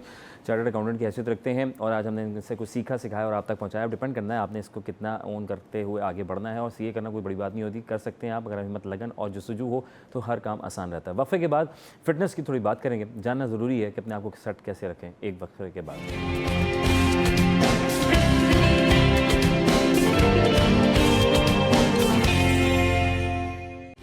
Welcome back once again, city 10 आपका मेज़बान अज़हर अली बेग आप लोगों की खिदमत में एक बार फिर हाजिर हैं। और ज़रूरी था ब्रेक से पहले में हम डिस्कस कर रहे थे अपने मॉर्निंग शो में कि ज़रूरी है सेहत और ज़रूरी है फिटनेस, और तो एक्सरसाइज बहुत ज़रूरी है। और जब एक्सरसाइज करें तो यानी खाएं पिएं और सुबह सुबह के एक्सरसाइज कीजिए ताकि आपके अंदर जो है वो फ्रेशनेस का आपका हो और आपके सारे जोड़ शोड़ जो हैं वो बॉडी शॉडी इधर एक्टिव हो जाए, अंदरूनी मामला जिस्मानी मामला सारे फिट रहें। हमेशा सेब शेब खाएं, फ्रूट्स खाएं, सब्जियां खाएं और टाइम टू टाइम खाएं। तो इसके लिए हमने जानने के लिए कोशिश की है कि फिर हमारे यहाँ अक्सर वैसे छुट्टियाँ होती हैं हैं तो बहुत से नौजवान जो हैं, मैं आज बॉडी बिल्डिंग करना शुरू कर देता हूँ फटाफट। मैं ठीक है, मैं एक्सरसाइज तो कर रहा हूँ, तो एक्सरसाइज तो होती रहती है चले, लेकिन प्रॉपर अब जब बॉडी बिल्डिंग करनी है तो वो मैं शुरू करता हूँ। फिर किसी ने कहा ये खा लो वो खा लो, फ़ौरन से बॉडी बन जाएगी। तो उसकी ऊपर भी बात करेंगे कि आएगा कितने फ़ायदेमंद है, कितना नुकसानदेह है। अचानक से बॉडी बिल्डिंग शुरू कर लेना, उस पर भी बात करेंगे। और क्या तरीक़ेकार होता है, ग्रेजुअली चलें या अचानक से बस बॉडी बिल्डिंग कहीं ज्वाइन, एक्सरसाइज क्लब ज्वाइन कर लें, इस पर भी हम बात करें। हमारे साथ मौजूद एहसन शाह हमारे साथ मौजूद है, 10 से 12 साल का इनका वसी तजुर्बा है। फिटनेस के हवाले से बात करेंगे। अस्सलाम वालेकुम। वालेकुम अस्सलाम। कैसे हैं? अल्हम्दुलिल्लाह। कितने स्मार्ट हैं आप माशाल्लाह। ये क्या राज है आपका, पहले ही बताएं। कंसिस्टेंसी, अरे फिटनेस, यार हमें बता दो यार, अवेयरनेस हम और पुश करना अपने आप को डेली बेसिस पे। वेरी नाइस माशाल्लाह। मैं वही कह रहा हूँ, बड़ी बॉडी शॉडी आपने थोड़ी मेंटेन रखी है, एक्सट्रीम पे नहीं है। कुछ लोग बिकॉज़ आई एम नेचुरल बंदा, जरा नेचुरल ब्यूटी फ्रेश लगता है वो, है ना, फ्रेश। और तो नो ड्रग्स। क्या बात है। तो सर ये बताएं कि एहसन भाई ये सिलसिला जो है बॉडी बिल्डिंग से, पहले हम एक्सरसाइज से शुरू करते हैं, क्योंकि अमूमन हमारे सब लोग देख रहे हैं, ख़वातीन भी देख रहे हैं, डायबिटिक पेशेंट्स भी देख रहे हैं। इस वक्त तो बहुत से लोग जो एक्सरसाइज नहीं करते हो, खाते पीते सो जाते हैं। पहले वहाँ से शुरू करते हैं, एक्सरसाइज कितनी ज़रूरी है हमारी ज़िंदगी में, जो नहीं करते उसका नुकसान भी क्या है? देखिए, फिटनेस एक्टिविटी, अपने आप को फिजिकली एक्टिव रखना, इट्स अ मस्ट। ठीक है। देखिए, मसल्स का क्या है, आइदर यू यूज़ इट और लूज़ इट। ठीक है। इसको यूज़ करते रहेंगे तो वो ज़िंदा रहेगा। ठीक है। बिल्कुल यूज़ नहीं करेंगे तो वो डेड होने लग जाएगा। या एक और सिनेरियो है जो कि बहुत कम होता है कि ओवर यूज़ कर लिया, तो भी मसल डेड हो जाता है। वो ज़्यादातर लेबर क्लास वगैरह जो होते हैं उनके साथ होती है। लेकिन ज़्यादातर जो प्रॉब्लम यही है कि बिल्कुल because of the technologies and all, तो बंदा बड़ा काउच पोटैटो बना हुआ होता है। It's not helping you, it's not helping. अच्छा, हम एक तरीका क्या होता है, अगर हम उनकी बात करें, अक्सर बेशतर अब सर्दियों की छुट्टियां आ जाएंगी, हमारा नौजवान जो है ना फ़ौरन सोचेगा कि मैं जिम शिम ज्वाइन कर लूँ, ज़रा बॉडी शॉडी बना लूँ। और वो किसी भी उम्र में 9 मैट्रिक के बच्चे भी हो सकते हैं और ये सब चीज़ें। तो कोई ख़ास उम्र का इसका है, या क्या पहले डॉक्टर फिटनेस से रब्ता कर लिया जाए पहले कि मैं जिम में जा रहा हूँ, क्या मेरी उम्र है, क्या मुझे एक्सरसाइज करनी है, ग्रेजुअली इसको शुरू किया जाए? थोड़ा सा इस पर तफसीली बताएं ज़रा। देखें, फाउंडेशन की जो एज है वो किसी भी यंग बॉय की अगर मैं बात करूं, या गर्ल की भी, यंग बॉयज़ 12 से 18 साल इज़ अ फाउंडेशन। ये फाउंडेशन बन रहा होता है, आपका बोन डेवलप हो रहा होता है, आपकी हाइट निकल रही होती है। तो अगर आप स्मार्ट अप्रोच रखेंगे स्मार्ट अप्रोच अगर आप रखेंगे तो you're good, you're fine. But यहाँ पर द प्रॉब्लम इज़ के किसी गलत उस्ताद के हाथ में आप ना चले जाओ। जिम्स जाएं, एक्सरसाइज करें, you will do mistakes, you will learn a lot, you will इसी तरह से आप सीखते हैं। लेकिन किसी गलत इंसान के हाथ में अगर आप चले गए जो आपको चीज़ें बेच रहा है, गलत हत्ते चढ़ गए, गलत कराची है ना, गलत हत्ते चढ़ गए, क्योंकि उनके लिए ये बिजनेस है, उनको आपकी लाइफ का कोई वो नहीं है। एक और चीज़ मैं यहाँ यंग बॉयज़ को ज़रूर बताना चाहूँगा कि देखें, body building is a different sports. इसका अपना एक डोमेन है, इसके अपने एक प्रोटोकॉल्स हैं। It's a very difficult and very unhealthy sports. अच्छा, बॉडी बिल्डिंग, ठीक है। इसमें आपको बड़ा एक्सट्रीम अप्रोच करना होता है। हमने करना है फिटनेस। अच्छा, फिटनेस में मसल बिल्डिंग भी आती है ना, resistance training. Through resistance training आपने मसल मास इंक्रीज करना है, कायदे में रह के नेचुरली टाइम देना है और कंसिस्टेंट रहना है। बॉडी बिल्डिंग का जो दिमाग में लड़कों को होता है कि मैंने मैगजीन में या किसी यूट्यूब वीडियो में किसी बॉडी बिल्डर को देख लिया, या हमने जैसे आर्नल्ड को देखा था, हम आर्नल्ड जैसे नहीं बन सकते क्योंकि उसने डिफरेंट प्रोटोकॉल्स। अच्छा, हर चीज़ के अपने प्रोटोकॉल्स हैं। अच्छा, तो बॉयज़ के लिए it's good to have a physical. आजकल है नहीं कुछ भी, इतना स्पोर्ट्स वगैरह भी ज़्यादा नहीं रहा रुझान जैसे पहले था। मोबाइल है ना हमारे पास, तो उसी में खेल। ये देखें हमारे मसल्स बन गए हैं। तो जिम जाएं, ज़रूर जाएं, सीखें, अच्छे उस्ताद के हाथ चढ़ें। कोई अगर कोई आपको बेचना चाह रहा है कुछ, ये ले लो तो इससे ये मांस चढ़ जाएगा, ये फला माजून खा लीजिए, ये शॉर्टकट्स हैं, शॉर्टकट्स की तरफ ना जाएं। Give yourself time, it's a good activity. Okay fine. मुझे बताएं कि वेट लिफ्टिंग और बॉडी बिल्डिंग जब आप शुरू करते हैं तो अक्सर ये होता है कि लोग इस वजह से भी डरते हैं कि यार अगर ये इसको क्या जारी रखना पड़ेगा ज़िंदगी भर, या अगर मैंने छोड़ दिया तो बहुत से लोग कहते हैं कि यार मेरी बॉडी लटक जाएगी, डाउन हो जाएगी, मास्क लटक जाएगा। अक्सर लोग कहते हैं कि बुढ़ापे में बॉडी लटक जाती है जिम करने वालों की, तो बुढ़ापे में सबकी लटक जाती है बॉडी। बुढ़ापा कहते ही उसी को है। नहीं, जवानी में भी ऐसे होता है। जवानी में देखें, अगर आपने रॉन्ग प्रोटोकॉल्स, अगर आप बगैर अवेयरनेस के कोई भी चीज़ करोगे तो डेफिनेटली आपको कॉन्सिक्वेंसेस भुगतने पड़ेंगे। डेफिनेट जैसे एक जिम गोइंग बंदा जो जिम नहीं जाता, अब उसने जिम स्टार्ट कर दिया, तो डेफिनेटली उसका मेटाबॉलिज्म तेज़ होगा, डेफिनेटली उसकी भूख तेज़ होगी, खाना ज़्यादा खाएगा। अब फॉर इंस्टेंस उसने 2-4 महीने के लिए जिम छोड़ दिया, तो वो वही चीज़ें खा रहा है कि उसकी हैबिट बन गई, तो definitely he will put on ना, वो वेट पुट ऑन करना स्टार्ट कर देगा। बोलेगा जिम छोड़ा तो पेट बाहर आ गया। नहीं, जिम के बाद, because now you are not burning that much, तो अब आपको उस हिसाब से अपनी कैलोरीज भी मेंटेन रखनी पड़ेंगी, अवेयरनेस होनी जरूरी है। मुझे बताएं ऐसा कि हम जिम फौरी जैसे हमने प्लान किया कि यार मुझे एक्सरसाइज करनी है, बहुत ज़रूरी है, हम जहाँ तो वॉक भी नहीं करते थे, अचानक से बेड से खड़े हुए कि कल से मैं जिम जाऊँगा, तो बेहतर प्रोटोकॉल क्या है कि हम पहले इट्स वेरी हार्मफुल अगर आप बिल्कुल सेंसलेस चले गए और जिम जाके पहले दिन से आपने पूरा जोर लगा दिया, not good. You don't know about your organs, specially अगर आप मिड 30s निकल गए हैं और बहुत बुरा लाइफस्टाइल था, तो शुरू में आपने तमहीद ज़रूर बांधनी है। अच्छा, वो ज़रूरी है, ठीक है। अदरवाइज ट्रेडमिल पे भी हार्ट अटैक आए लोगों को, अल्लाह आपने देखा है। जी जी जी। तो इसलिए आप इनिशियल क्या करें, एक नया बंदे के लिए ज़रा बताएं। इनिशियली देखें, सबसे पहले तो थोड़ा सा कार्डियो रिस्पायरेटरी यानी कि वॉक करके अपने स्टेमिना को बहाल करें। जिम चले जाएं, वहाँ ट्रेडमिल्स होती हैं और भी डिफरेंट इक्विपमेंट्स होते हैं। थोड़ा सा एक ब्लड फ्लो, एक रिदम, फॉरन वेट लिफ्टिंग पे वेट लिफ्टिंग अगर वो भी ज़रूरी है। अच्छा, वेरी ज़रूरी। अब उसमें आपने क्या करना है कि ज़्यादातर मशीन्स शुरू में स्टार्ट करें, बहुत ज़्यादा लोड नहीं लें, सपोर्ट मिलती रहे, you know try to do functional training, you know in order to function properly, अपने जॉइंट्स की मोबिलिटी। जाते ही नहीं कि आपने जनाब अली वो बाइसेप लगाना शुरू कर दिया, ऐसा नहीं होता, ऐसे बनती भी नहीं है, उसमें टाइम देना पड़ता है। ठीक है। तो अच्छा मुझे बताएं, इस पर कोई खाने की ऐसी कोई चीज़ जो आप समझते हो कि जो लोग मास्क वो पता नहीं कौन कौन से हम देखते हैं, that's a supplement industry, it's a very steroid भी तो इस्तेमाल करते हैं। Steroids, that's another thing. ये क्या, ये क्यों इस्तेमाल करते हैं? देखिए, सप्लीमेंटेशन जो डब्बे वगैरह हैं वो तो फूड सप्लीमेंट मेगा इंडस्ट्री और बड़ा पैसा बना रही है, क्योंकि body building and fitness industry एक ऐसी चीज़ है जो मट्टी भी बेच दोगे आप कि इससे बॉडी बनती है, लोग खाना शुरू कर देंगे, तो उसका वो फ़ायदा उठाते हैं। उसमें अच्छे भी प्रोडक्ट्स हैं, ऐसा नहीं है, जो कि दे आर वेरी यूजफुल। नुकसान है सच? ऐसा कोई नुकसान नहीं है, जैसे क्रेटीन है, इतना कोई नुकसान नहीं है, इट्स नेचुरल, वो हमारी बॉडी खुद भी बनाती है। या प्रोटीन आप वे प्रोटीन की सूरत में ले लो, अगर आप मेरे पास बजट नहीं है, ऐसा मेरे पास बजट नहीं है कि मैं वो बड़े बड़े मास और सब चीज़ें जो मैं देखता हूँ, बड़े बड़े बिल्डर्स को देखता हूँ कि मैं लूँ, लेकिन मैं बॉडी फिर भी अपनी कुछ मेंटेन करना चाहता हूँ। तो घर में रहने वाला एक वो मसल पुट ऑन करने के लिए डेफिनेटली आपको प्रोटीन पे एम्फसाइज करना होगा। Protein is a building block, वो आपको आपके मसल बिल्ड करता है और रिपेयर करता है। प्रोटीन की डिफरेंट सोर्सेज हैं, थोड़ा सा आपको अवेयरनेस होनी चाहिए। आप इंटरनेट पे नॉलेज भरी हुई है कि what are the best sources for protein. मैं देखा है अक्सर लड़के जब शुरू करते हैं ऐसे तो वो 12 जो है ना वो उबले हुए एग्स खा रहे होते हैं, अंडे खा रहे होते हैं। एक्सट्रीम अप्रोच है ना, उन्होंने किसी को देख लिया काले चने, अब इतना ज्यादा हाई प्रोटीन अचानक से जाना, इट्स नॉट उबले हुए आलू, इट्स नॉट केले, शेक, यहाँ से बाहर निकले शेक की दुकान ही कोने पे लगी हुई है। अच्छा, बॉडी करते ही 2 शेक बनाना, 2 दर्जन केले खाऊंगा, रेस लग रही दोनों। ब्लाइंडली किसी को फॉलो करेंगे तो ऐसे ही होगा। अवेयरनेस, अपनी बॉडी को समझते हुए आपने जाना है और स्लोली ग्रेजुअली। अगर 12 अंडे खा रहे हैं तो वैसे तो बहुत ज़्यादा हो जाते हैं, लेकिन जो करता रहता है 2-4 साल के, तो कोलेस्ट्रॉल ज़्यादा हो जाएगा, गर्मी हो सकती है। 12 अंडे इज टू मच, लेकिन खाते हैं अगर आपकी आदत बनी हुई है तो उसको एक साथ नहीं खाएंगे आप, उसको तोड़ के खाएंगे आप। 6 पोर्शन में उसको डिस्ट्रीब्यूट करेंगे। 3 अंडे नाश्ते में, 3 अंडे बाद में, इस तरह। That's a smart approach. अच्छा, और प्रोटीन सिंथेसिस। फ्रूट में क्या खाएं हम? फ्रूट जो सबसे पहले तो आपने जो सीजनल फ्रूट्स है ना उनको ज़रूर लेना है, क्योंकि कुदरत ने अगर उसको किसी सीज़न में पैदा किया है तो उसके लिए कोई फ़ायदे ही हैं। जैसे भी अनार का सीज़न है या जो भी सीजनल फ्रूट्स हैं वो लाजिम खाएं।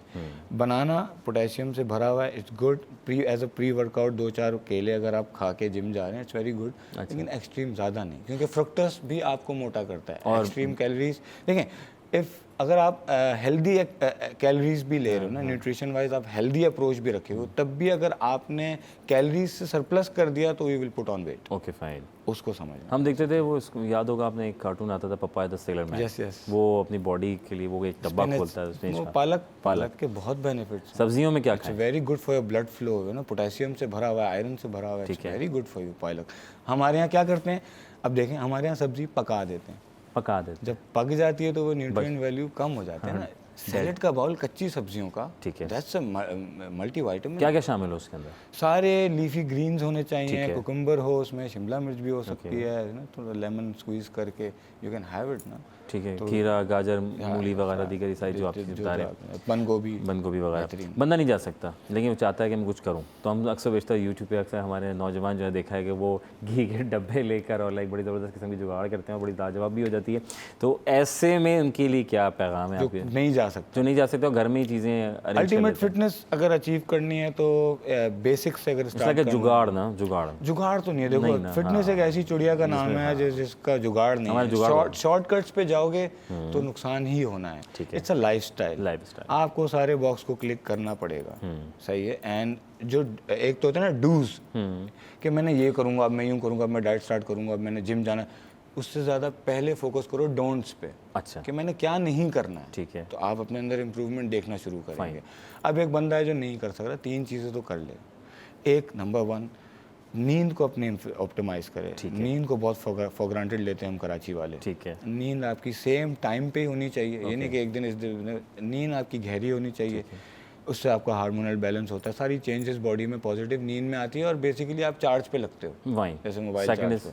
Second, walking. हमारे एंसेस्टर्स को सुनते थे ना, दादाजी 2 किलो जलेबी खा लेते थे, पेट नहीं बाहर आता था। They walk a lot.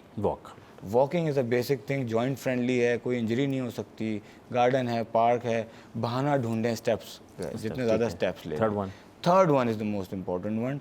इसमें मैं मुख्तसर में बता रहा हूँ, take care of your gut. अपने स्टमक का, मैदे का ख्याल रखें। डोंट थ्रो एवरीथिंग इनसाइड, क्योंकि gut is your second brain.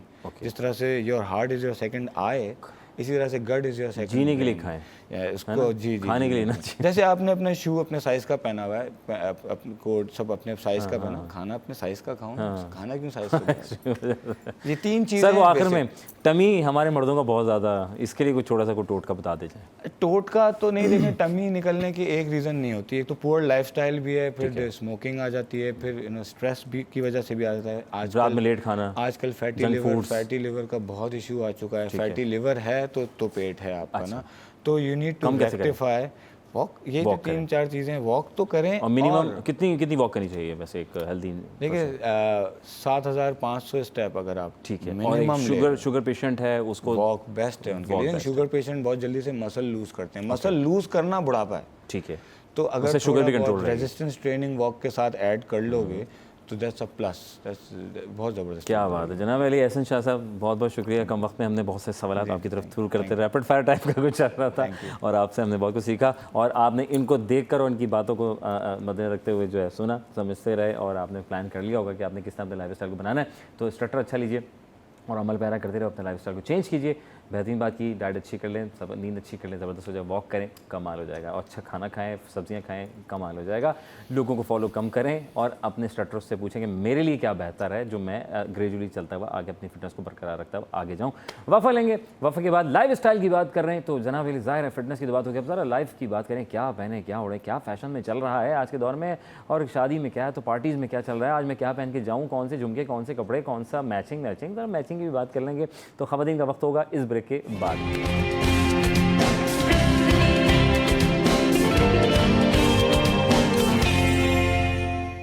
Welcome back once again city eight 10। आपका मेज़बान अज़हर अली बेग आप लोगों की खिदमत में हाजिर है। जनाब अली, उम्मीद पे दुनिया कायम है और हर एक इंसान एक दूसरे के साथ उम्मीदें बांधे बैठा है और उस उम्मीदों के साथ उम्मीदों को आगे एक दूसरे की बढ़ा रहा है, और अल्लाह का बड़ा करम है, इस परवरदिगार का, सब ने एक दूसरे को चुन लेते हैं एक दूसरे के लिए, और सफ़र को आगे बढ़ाते हुए किसी ना किसी को कामयाब हम करा देते हैं अल्लाह के करम से, अल्लाह के हुक्म से। अभी डिपेंड करता है कि कौन किसको चुनता है। तो अल्लाह ताला ज़ाहिर, तो अल्लाह ताला जब हम किसी के लिए चुनते हैं हमें नहीं पता होता, ये हमारे करीब आया अचानक से, ये बड़े किया काम कर गया, ये कुछ पता नहीं चला। तो बात ये होती है कि ज़िंदगी बड़ी प्यारी खूबसूरत है, और खूबसूरत बनाते बनाते हम अपने आप को भी खूबसूरत रखना चाहते हैं, दिखना चाहते हैं, दिखाना चाहते हैं। कहीं पार्टी की बात हो, कहीं शादी की बात हो, कहीं सालगिरह की बात हो, या कहीं आना जाना हो, या किसी दावत की बात हो, या फिर शादी के बाद फिर जो है वो मामला आते हैं कि इनके घर दावत है, उनके घर दावत है। तो मैं जब ब्रेक से पहले था हम ये बात करते हैं, थोड़ी सी तब्दीलियाँ आप थोड़ी सी देख रहे हैं हमारे सेट पर, जब मास्टर शॉट बनेगा तो उसमें अंदाज़ा होगा। तो हमें वेलकम करेंगे नौरीन अब्बास साहिबा। आप जो है माशाल्लाह बड़ी एक वसी तजर्बा रखती हैं फ़ैशन की दुनिया में, ना सिर्फ बल्कि आप सोशल एक्टिविस्ट भी हैं। वेलकम करेंगे, अस्सलाम वालेकुम रहमतुल्लाह। वालेकुम अस्सलाम। और हमारे साथ बैठी हैं आरजे जनाब अली, आरजे बीना खान है। ये रेडियो प्रेजेंटर की हैसियत भी रखती हैं, स्पोर्ट्स से भी इनका लगाव है, और फैशन की दुनिया ना सिर्फ बल्कि ये जिस वक्त आप टेबल पे सजी खूबसूरत सी ज्वेलरी जो है वो बड़ी ज़बरदस्त किस्म की है, और हैंडमेड भी हैं, बहुत सी कुछ है जो इनकी अपनी मेहनत का एक शाखा नज़र आ रहा है। इनको वेलकम करेंगे। अस्सलाम वालेकुम। वालेकुम अस्सलाम। कैसी हैं आप? अल्हम्दुलिल्लाह, आप कैसे हैं? भाई अल्हम्दुलिल्लाह फर्स्ट क्लास। आरजे वाली फीलिंग आ रही है, कितना ज़बरदस्त है, एनर्जी चेक करें आप। ये जो आरजे सुबह होता है ये बड़ा कमाल होता है। आरजे से रेडियो जॉकी, राइट? आपसे कह रहे होंगे आरजे तो बोल देता, आरजे होता क्या है? तो रेडियो की दुनिया में रेडियो जॉकी इसको कहा जाता है, शॉर्ट फॉर्म द आरजे। तो रेडियो प्रेजेंटर हैं और अपनी आवाज़ का जादू जो है जगा रही हैं पूरी दुनिया में माशाल्लाह, और चमका रहे हैं लोग, इनकी फ़ैन शैन भी हैं बड़े जनाब। ये तो आज तो आज ये जो है रेडियो जॉकी जो है आज हमारे साथ मौजूद हैं, ऑनर से बल्कि नौरीन साहिबा, वेलकम वंस अगेन। माशाल्लाह फैशन की दुनिया में सबसे पहले कदम कैसे रखा, किसको देख के रखा, क्या हुआ क्या था? बस ये तो गॉड गिफ्टेड चीजें होती हैं, समझे। हम पाकिस्तानी, यही तो टैलेंट है जिसकी वजह से पूरी दुनिया घबराती है। बिल्कुल सही कि बात इनको कुछ नहीं आता लेकिन इनको बहुत कुछ आता है। बहुत कुछ आता है भाई, एक नाम है और पाकिस्तानी कोई किसी से कम नहीं है और बहुत आगे जा रहे हैं माशाल्लाह। कम नहीं वो हम था किसी ना, से कम नहीं, बिल्कुल। हाँ। तो ये है कि ये शौक मुझे हमेशा से था ही, अपनी स्कूल लाइफ से था, फिर कॉलेज लाइफ में ज़ाहिर चीज़ें बढ़ती गई, शादी के बाद फिर मजीद इसमें निखार आता गया। अरे वाह, यानी कि मियाँ जी ने आपको फिर मजीद सपोर्ट किया। बिल्कुल मियाँ जी सपोर्ट किया। ग्रेट यार, अच्छा माशाल्लाह। बिल्कुल, ये तो है, क्या बात। ये उनकी सपोर्ट से ही होता है, आपके घर वालों की, आपके हस्बैंड की, कि आप आगे बढ़ने का आपको मौका मिलता है। Very nice. तो इस वक्त आप माशाल्लाह मैं देख रहा हूँ बड़े ज़बरदस्त किस्म के कपड़े चपड़े हैं, वो अभी हम नाज़रीन हम आपको दिखाएंगे। और ये खड़े होकर आप ज़रूर मुझे दिखाइएगा क्या क्या कपड़े हैं, क्या क्या इसमें गोटा छोटा का बड़ा काम दोबारा मैं देख रहा हूँ वापस आ रहा है। गोटा हम ज़माने में देखते थे। गोटे का काम कभी पुराना नहीं होता है, सदाबहार, बिल्कुल सदाबहार है। और अब तो जैसे सीज़न चेंज होता जा रहा है तो डिफरेंट चीज़ें आती जा रही हैं वक्त के हिसाब से, मौके के हिसाब से। अच्छा, तो ये हमारे ट्रेंड चेंज होते रहते हैं जी। हम खुद करते हैं या किसी को देखकर कर लेते हैं? ये नहीं, ये आप देखें कि एक साथ पूरी दुनिया में ये सारी चीज़ें चेंज होती चली जा रही होती हैं। कुछ तो आप देख के अडॉप्ट भी कर रहे होते हैं कुछ चीज़ों को, और कुछ आपके शौक़ भी होते हैं। तो होता यही है कि फिर एक दूसरे को देख के वो शौक़ बढ़ता चला जाता है। और आप जैसे फैशन इंडस्ट्री में जाएँ तो वहाँ देखेंगे कि वो डिफरेंट चीज़ें नज़र आएंगी, तो बस उनसे हम सीख भी रहे होते हैं और फिर वो अपनाते भी हैं। वेरी। तो हम ज़्यादा कॉपी किसको करते हैं? अपने कल्चर को तो करते अपने हैं, कल्चर को ऑब्वियसली, लेकिन हम देख रहे हैं कि मगर वेस्टर्न को भी ज़्यादा, वेस्टर्न को काफ़ी कर रहे हैं। क्यों अपना कल्चर तो हमारा तो रिच कल्चर है, जैसे जैसे मॉडर्नाइज होता जा रहा है दौर, तो अपना कल्चर भूलते जाएंगे हम। नहीं, भूलना नहीं चाहिए। जो हमारा कल्चर है और उसकी जो अहमियत है और बात है वो आप देख लें, उन कपड़ों में और उन कपड़ों में वो फ़र्क नज़र आएगा। गोरा भी हमारे कपड़े पहनता है, बिल्कुल, वो लोग ज़्यादा पसंद करते हैं। इंडिया से कपड़े जा रहे हैं, जो पाकिस्तान से कपड़े चाहिए, साड़ियाँ आ रही हैं, फला सूट चाहिए, ज्वेलरी हमारे यहाँ, ज्वेलरी बड़ा एक बिल्कुल। और ये जो मतलब आजकल ट्रेंड है और गरारे हैं या गोटे वाले काम के कपड़े हैं, वो सब काफ़ी पसंद किए जाते हैं। मिरर वर्क है और सिंधी कल्चर है, वो काफ़ी पसंद किया जाता है आजकल। आप किस डोमेन में इस वक्त क्या किस तरह के कपड़े, पार्टी वेयर्स पे काम करती हैं? मैं पार्टी वेयर पे, ब्राइडल पे ज़्यादा करती हूँ, मगर डेली वेयर पे भी जैसे ऑफिस गोइंग लोगों को चाहिए होते हैं आजकल। आज क्या पहनूं, कपड़ खोला कंफ्यूजन का शिकार, आज क्या कहते हैं बकौल लोगों के ख़वातीन के कपड़े बहुत हैं, पूछती हैं फिर भी कि क्या पहनूं, पहनने के लिए कुछ नहीं है। ओके फाइन जनाब अली, मिस बीना की तरफ आते हैं। आरजी बीना, बल्कि आरजी सही रहेगा। आरजी बीना साहिबा मुझे बताएं, ज्वेलरी की दुनिया में एक बड़ा एक ज़बरदस्त, क्योंकि ज़ाहिर है जब आप मलबूसात खूबसूरत से आप वेयर करते हैं तो ज़्यादा आपको झुमके भी चाहिए, बालियाँ भी चाहिए, कंगन भी चाहिए, अंगूठी भी चाहिए, तो फला क्लिप भी चाहिए, बड़ी तैयारी होती है। तो थोड़ा सा इस पर रोशनी डालें, बड़ा ज़बरदस्त लग रहा है आपके। वैसे इनको ज़्यादा मालूमात हैं। हाँ। ये ज़्यादा मालूमात बिल्कुल सही है, सही है ना। अच्छा, कहते हैं ना कि शायर ने कहा वजूद ज़न से है तस्वीर कायनात में रंग। तो हमारे दम से तो खैर रंग है, लेकिन जब हम ज्वेलरी पहन लेते हैं तो रंगों में इजाफा हो जाता है, चमक दमक में इजाफा हो जाता है। तो ज्वेलरी के बगैर ख़वातीन नामुकम्मल हैं। तो अभी जो ट्रेंड चल रहा है वो बिल्कुल सही, जैसे अभी उन्होंने कहा कि गोटा दोबारा, वैसे गोटा सच बात है, गोटा कभी पुराना नहीं होता, चाहे वो कपड़ों में हो या ज्वेलरी में हो। अगर आप यहाँ पे मेरी ज्वेलरी देखेंगे, मैं गोटा लवर्स में से एक हूँ, मुझे खुद पर्सनली गोटा बहुत पसंद है। तो मेरी जो ज्वेलरी है वो ज़्यादातर हैंडमेड है। और मैंने गोटे पर ही ज़्यादा काम किया। इस वक्त जो मैंने इयररिंग्स पहने हुए हैं ये भी गोटा, आई लव गोटा। तो गोटा और रिबिन पे मेरा वर्क ज़्यादा है और मिरर वर्क भी है। गोटा आया कहाँ से मिस बीना, ये थोड़ा सा बताएंगी कहाँ से? देखिए, गोटा तो हमारी दादी, परदादी, बल्कि परदादी, मतलब ये चला आ रहा है। हाँ, मैं दादी के पानदान पर कपड़ा होता था, उसमें भी गोटा। दादी कहती नहीं इसमें गोटा लगवाओ, जरा खूबसूरत लगना चाहिए, मतलब चीज़ों को। ऐसा ही है। अच्छा, तो आप क्या क्या हम देख रहे हैं कि कंगन भी हैं और आपने बकायदा ज्वेलरी में आपके पास बड़े ब्रेसलेट्स वगैरह चीज़ें मौजूद हैं और हेयर बैंड्स भी हैं। जी, ज़बरदस्त हेयर बैंड्स भी हैं। जी बिल्कुल, बच्चों के लिए हेयर बैंड्स हैं और कड़े हैं और ब्रेसलेट्स हैं और इयररिंग्स हैं, और वो जो सामने जो छोटे बच्चे हैं उनके लिए भी ज्वेलरी है। और हम ये मतलब मैंने बच्चों पे भी काम किया। अरे वेरी गुड। और ये दिखाएं यार नाज़रीन को हमारे, दिखाएं, ये बड़ी ज़बरदस्त। ये देखें, इन्होंने ये भी बड़ी चीज़, ये अच्छा, ये सारे वही हैं जो आप बता रही हैं, झुमकियाँ, राइट। और आपने जो है 14 अगस्त के लिए भी तैयारी की है फ्यूचर में। ये देखें, आप देखें 14 अगस्त की भी उन्होंने तैयारी कर रखी हुई है और बड़ी ज़बरदस्त ज्वेलरी है जो हम देख रहे हैं। नाज़रीन, ख़वातीन इस वक्त देख रही हैं हमारी, तो प्लीज़ देखें, मैं दिखाने की कोशिश कर रहा हूँ।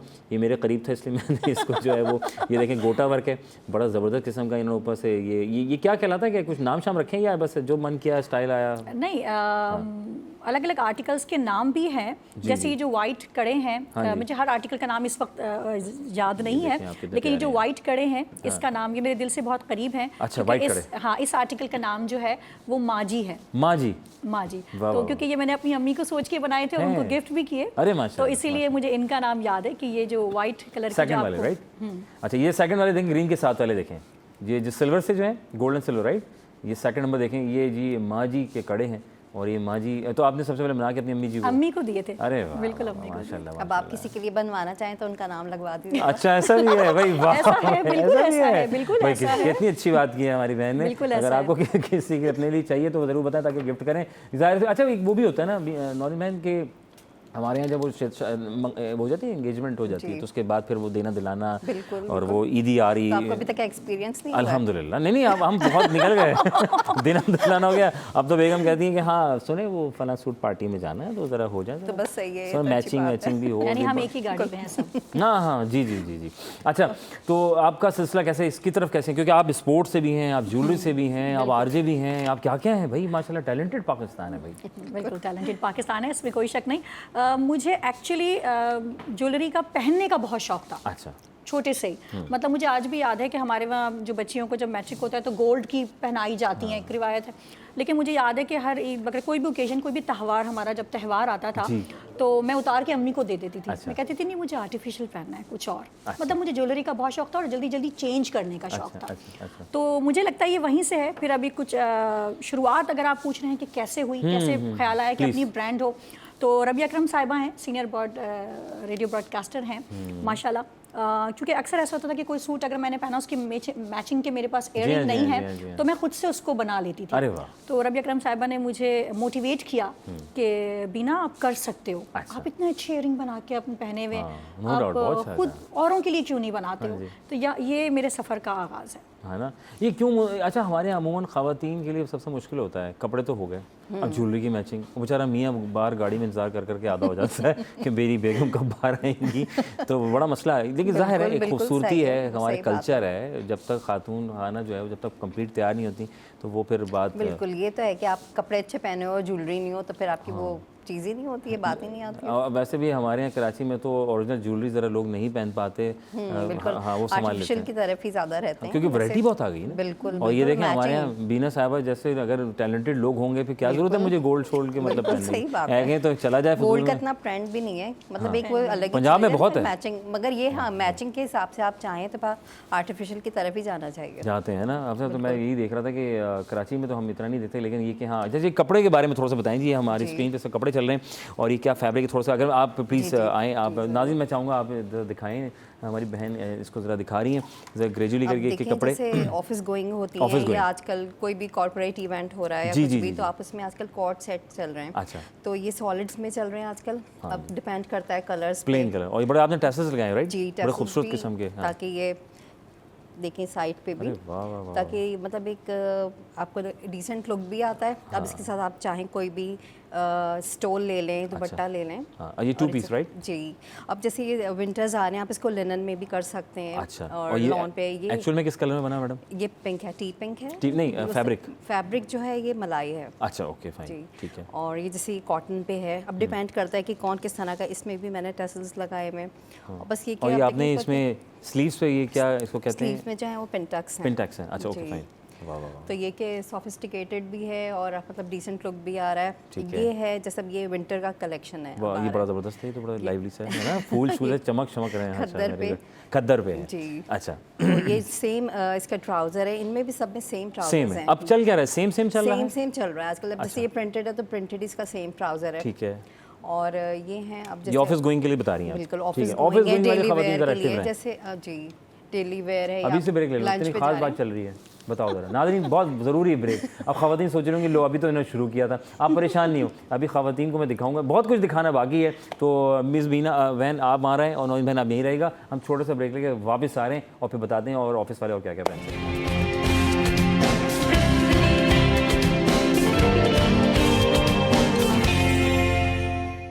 Welcome back once again city एट10 आपका मेज़बान अजहर अली बेग आपकी खिदमत में हाजिर है जनाब अली। और सफ़र को आगे बढ़ाते हुए, और आप ब्रेक पे हम चले गए थे, ब्रेक के बाद वापस आ चुके हैं। और ये जानना बहुत ज़रूरी है कि जनाब ऑफिस गोइंग ख़वातीन जो हैं वो क्या क्या कपड़े जो हैं वो पहने। अब पार्टी वेयर की भी बहुत ज़रूरत है, तो मिस नौरीन साहिबा ज़रा ये बताएं कि हमारे पास पार्टी वेयर इस वक्त क्या क्या है, ज़रा ये दिखाएँ ज़रा। पार्टी वेयर में देखें, पार्टी वेयर का रुख हुआ चाहता है ख़वातीन, प्लीज़ ज़रा देख लें। जैसे एक खाटी नेट पे बना हुआ है। जी, वाह। अब इसको आप हर तरह के वेदर में वेयर कर सकते हैं। अच्छा। समर हो, विंटर हो। अब जैसे विंटर स्टार्ट हो रहा है तो हर तरह के उसमें ही चलता है। अब इसके साथ स्ट्रेट पैंट भी है, गरारा भी है। और कंट्रास्ट देखें, कंट्रास्ट तो सबसे ज़्यादा डिपेंड करता है। कंट्रास्ट अच्छा होगा तो आपका और ज़्यादा अच्छा लुक आएगा। हाँ, ये तो आपने कलर बड़ा खूबसूरत डाला है। बड़ा लोग तो कहते हैं इसका ऑपोजिट होना चाहिए, आपने नियर बाय थोड़ा सा, लेकिन ये भी बड़ा अच्छा है। T hot pink. वाह। ये तो, और ये क्या कपड़ा है? क्या नेट। अच्छा, और मैडम ये क्या है? कोहरा दबका। इसमें डायमंड टीज लगे, सिरोस्की लगी। सिरोस्की आजकल जैसे पहले सीक्वेंस का बहुत था, सीक्वेंस सिरोस्की सबका ये फैशन, मगर ये के डिफरेंट चीज़ें चल गई। मिस बीना, इसके साथ कौन सी ज्वेलरी जाएगी, जरा मुझे बताएंगे आप कौन सी? इसके साथ क्योंकि हैवी ड्रेस के साथ मैं हमेशा लाइट ज्वेलरी पहनती हूँ, यानी कि बहुत ज़्यादा यानी नेकलेस भी हो, ये ज़रूरी नहीं है। हाँ, तो वो जो गोल्डन वाला जो सेकंड नंबर पे वो अच्छा लगेगा। मैट गोल्ड है सेकंड वाला। अगर हैवी सूट है तो उसका तो हल्की किस्म की ज्वेलरी। सेकंड नंबर वाला देख लीजिए, ये दिखा रहे हैं हम आपको। Very good. अच्छा, और मैडम इसकी प्राइस क्या है, थोड़ा ये भी साथ साथ बताएं जरा। इनके प्राइसेस जो हैं वो तो मेरे पेज पे ओए तो मैं चाह रहा हूं लाइव। मगर ये है कि हाँ, प्राइसेस जो है मेरे ज़ाहिर कपड़े के हिसाब से होते हैं। हम लोग चाहते हैं कि कपड़ा भी अच्छा हो, काम भी अच्छा हो, प्राइस कम हो, तो ये नामुमकिन सी बात है। मगर ये कि ज़ाहिर प्राइस आपकी क्वालिटी के हिसाब से होते हैं। अब जो है मेरे स्टार्टिंग जो है ड्रेसेस की अब 25 है, 25,000 से शुरुआत है। स्टार्ट है ये पार्टी वेयर से जी। पार्टी वेयर वो ऑफिस वालों के लिए तो नहीं है ना? नहीं वो नहीं। डेली वेयर के तो खैर जाहिर है वो तो ऑब्वियसली 5,000 से स्टार्ट है। कॉटन है, लॉन्ग है। तो अब ये है कि जैसे अगर हैवी ड्रेसेस हैं, आपकी नेक लाइन हैवी है, तो फिर आप गले में आजकल फैशन है कि आप नेकलेस पहने, उसके साथ आप जो है वो इयररिंग्स बड़े पहन लें, आपको भी अंदाजा होगा। हाँ, वाह। ये दिखाएं जरा कैम 3 से गुजारिश है। इसके साथ सिगरेट पैंट्स हैं, दिखाएं जरा। ये देखें कैम 3 पर आ गए। और ये देखें जनाब, ये क्या काम कहलाता है मैडम, थोड़ा सा बताएं मुझे। इसमें भी जो है वो कोहरा दबका तो काम में हर एक में शामिल है, और इसमें जैसे बड़े सीक्वेंस लगा दिए हैं। ठीक है। और ये शिफॉन पे बना कोहरा दिया दबका। इसको। कोहरा दबका नहीं, कोहरा तो नहीं है, कंप्लीट काम हुआ है। कोहरा तो नहीं है ये। उसमें डायमंड टीज हैं साथ में। Very nice. और ये इसकी क्या प्राइस है? इसकी प्राइस जो है वो 40,000 है। 40,000 रुपया। ठीक है मैडम, आगे आ गए। अब ये है सिल्क, कॉटन सिल्क। अरे ये तो बड़ा प्यारा लग रहा है, पहनना चाहे बड़ा डिसेंट है जी। ये देखें। अच्छा मिस बीना, इसके साथ ज्वेलरी कौन सी हैवी होनी चाहिए? इसके साथ हैवी पहन सकते हैं। हैवी पहन सकते हैं, बिल्कुल पहन सकते हैं, कमाल हो जाएगा। मगर जैसे लाइट पार्टी वेयर है ना, आप कॉर्पोरेट इवेंट्स में भी पहन सकते हैं इस तरह के। तो अब आप उसमें हैवी नहीं हर चीज़ रख सकते हैं। हाँ, डिपेंड करता है कि आप किस तरह के इवेंट में जा रहे हैं। ठीक हो गया। नेकलेस नहीं, आई थिंक नेकलेस नहीं होना चाहिए। नेकलेस नहीं होना चाहिए ना, क्योंकि लाइट है ना, तो उसके साथ आप लाइट ही रखें कोई भी चीज़। ठीक है। और इसके साथ फिर लाइट ज्वेलरी, मतलब कोई चेन टाइप का जो नेकलेस गले में जो है चेन आप पहन सकते हैं, लेकिन कोई हैवी हार पहन लें तो वो अच्छा नहीं लगेगा। ऑलरेडी इसमें क्योंकि बना हुआ है ना। हाँ, ये सही कह रही हैं। इससे मैडम इसकी प्राइस बताएं। इसकी प्राइस जो है वो 22,000 22,000 रुपया है। ठीक है। और आप कैसे हम बाय कर सकते हैं, जरा ये भी तो हाथ का बताएं। ऑनलाइन बाय कर सकते हैं। मेरे 2 इंस्टा हैंडल है और एक फेसबुक। ठीक है, वो आखिर में जरा पूछते हैं कौन सा नंबर है मिस बीना से। अच्छा आगे दिखाएं जल्दी से, टाइम शॉर्ट होता जा रहा है और वक्त मुकाबला सख्त है और बहुत कुछ दिखाना बाकी है आप लोगों के लिए। अच्छा जी, एक और पार्टी वेयर आ गया, ये शादी वाला मुझे लग रहा है। ये जो है वो देखिए, हाँ बिल्कुल वेडिंग वेयर। आप इसको वलीमे की, ब्राइड निकाह की, एंगेजमेंट की, इसके साथ लहंगा है। आइवरी कलर है, आइवरी एंड पीच कॉम्बिनेशन का है। अब चाहे आप इसको डे टाइम में पहने या नाइट टाइम में पहने, अच्छा लगेगा ना जी। कितना प्यारा लगेगा। ये थोड़ी सी लॉन्ग शर्ट है, उसके साथ घेर वाला लहंगा। हाँ जी, इसके साथ मिस बीना, इसके साथ आई थिंक ग्लू बंद वाला सेट होना चाहिए। ग्लू बंद मतलब कोई यहाँ पे नहीं होना चाहिए हैंग नहीं, जस्ट ग्लू बंद वाला सेट। ग्लू बंद, वाह ग्लू बंद। ठीक है, गला बंद। नहीं, ग्लू बंद, गला बंद। अच्छा मैडम आगे दिखाएं। अरे ये कितना प्यारा कलर है, वाह ये पसंद आया, ये हमें बहुत पसंद आया। अब आप बुक करा रहे हैं। मैंने सबको दिखाया, मैंने फूफो को भी दिखाया, मैंने खाला को भी दिखाया, उनको पसंद नहीं आया लेकिन मुझे बहुत पसंद आया। Very nice. अंगरखा, क्योंकि अंगरखा तो हमेशा क्या अंगरखा इसका फैशन रहता है जी। इसके साथ सिगरेट पैंट्स हैं, अंगरखा। एक तो अंगारे होते हैं। अंगारे अल्लाह रहम। जी जी प्लीज आपको अच्छा एक्सपीरियंस है दिखा वैसे। दिखा दिखा दिखा, इतना अच्छा है, देखे जरा ये कितना प्यारा सूट है यार, ये तो बड़ा जबरदस्त, मुझे पसंद है, आपको पसंद आया नहीं आया? बिल्कुल बिल्कुल पसंद आया बीना जी, आपको पसंद आया नहीं आया? सबसे सबसे और इसका बैग कॉम्बिनेशन देखिए। असल में होना चाहिए। ठीक है, और इसके आप इसके साथ ज्वेलरी बताएं बीना जी। इसके साथ मैं सिर्फ इयररिंग पहनूंगी अगर अगर मैं पहनती हूँ अगर ये आप पहन सूट, रही हैं। और वो सेकंड वाला Second मैट गोल्ड, दिखाएं जी, सेकंड नंबर दिखाएं सेकंड या जल्दी से, थर्ड दोनों पहन सकते हैं, मैट गोल्ड दिखाएं जी जल्दी से, ये सेकंड नंबर, ये इसके साथ वेयर कर सकते हैं। सेकंड और थर्ड। ठीक है, अभी कॉल लेते हैं। मिसेस महमूद, अस्सलाम वालेकुम। करम मालिक, आप कैसी हैं? ठीक हैं? क्या दिखाऊं मैंने, देखें अपने शॉप अभी भी ऑनलाइन शुरू की हमने। आप ये दिखा रहे हैं, इनसे ये कहाँ पर है, इनका ये बताइए ताकि अगर हम जाएं तो इनसे बुटीक से करते हैं। अभी 2 जोड़े दिखाए, बहुत खूबसूरत है, अच्छे लगे ना? और मरून कलर का। वाकई मैं तो सोच रहा हूँ मैं भी अपनी बेगम के लिए ले लूँ, क्या ख्याल है? बहुत अच्छा, आप शुरुआत करें ताकि फिर ये इनका बताएं, इनका कोई जगह वगैरह। हाँ हाँ बिल्कुल बिल्कुल, मैं बताता हूँ, इनका पेज वगैरह सब चीज़ें अपडेट करूँगा। तो ये सही है ना, आपको पसंद आ रहा है? फिर कुछ ये देखें कि कैसा लग रहा है, ये आगे देखें, मैं आपको दिखा रहा हूँ, जबरदस्त, शानदार, बहुत है ना? मेहंदी के लिए बहुत अच्छा लगेगा मुझे लग रहा है। चटापटी क्या चटापटी का करा रहा है। चटापटी, दिस इज द चटापटी। ओके, जबरदस्त गोठे वाला काम है, कमाल हो गया यार, बहुत प्यारा है। मैडम इसकी और ये प्राइस क्या है? कस्टमाइज होते हैं और ये सारे। कस्टमाइज नहीं, देखें आप, देख रही हैं ना? देख रही हैं। हाँ ये देखें कितना अच्छा सूट अब ये है। हर एज के लोग पहन सकते हैं, क्या बच्चों कहना से लेके चाहेंगी? बड़ी ज्वेलरी भी है उम्र हमारे पास, बताएं क्या चाहिए, बताएं जल्दी से बताएं। भाई मुझे तो जो पहले अगर सूट दिखाया ना, मुझे तो बहुत पसंद आया। पहला पसंद आ गया, 100 रुपये। बट ठीक है, मैं इनका एड्रेस बता रहा हूँ, तो फिर आपने जो है ना फिर जो है बताना है, ठीक है ना? अच्छा जी, तो ये सारे ड्रेसेस हैं, बस ये हो गए हमारे भाई, माशाल्लाह। प्लीज़ आए, तशरीफ रखें, और हम यहाँ पे बैठते हैं, और बैठने के बाद फिर जनाब आप ज़रा बात करेंगे कि हमारे पास जो है सिलसिला जाने का भी है और अगली बार फिर आने का भी है। तो हमारी कोशिश ये होती है कि हम जो है अच्छे से अच्छा जो है वो चीज़ों को एनहांस करते हुए आगे चलें। इस ज्वेलरी के बारे में थोड़ा सा बताएं, क्योंकि आखिरी सूट जो हमने देखा। जी बिल्कुल, विंटर सीजन स्टार्ट हो ही गया है, कराची में थोड़ा देर से होता है लेकिन खैर इंशाल्लाह हो जाएगा इंशाल्लाह। तो विंटर सीजन में अभी मैंने जो अभी बिल्कुल नया आर्टिकल जो मैंने अभी बनाया है, ये आपने खुद छुपा के से। रखा हुआ था नहीं, यहाँ छुपा साइड के में? नहीं, ओह अपने माय करीब गॉड, रखा हुआ था। स्पेशल।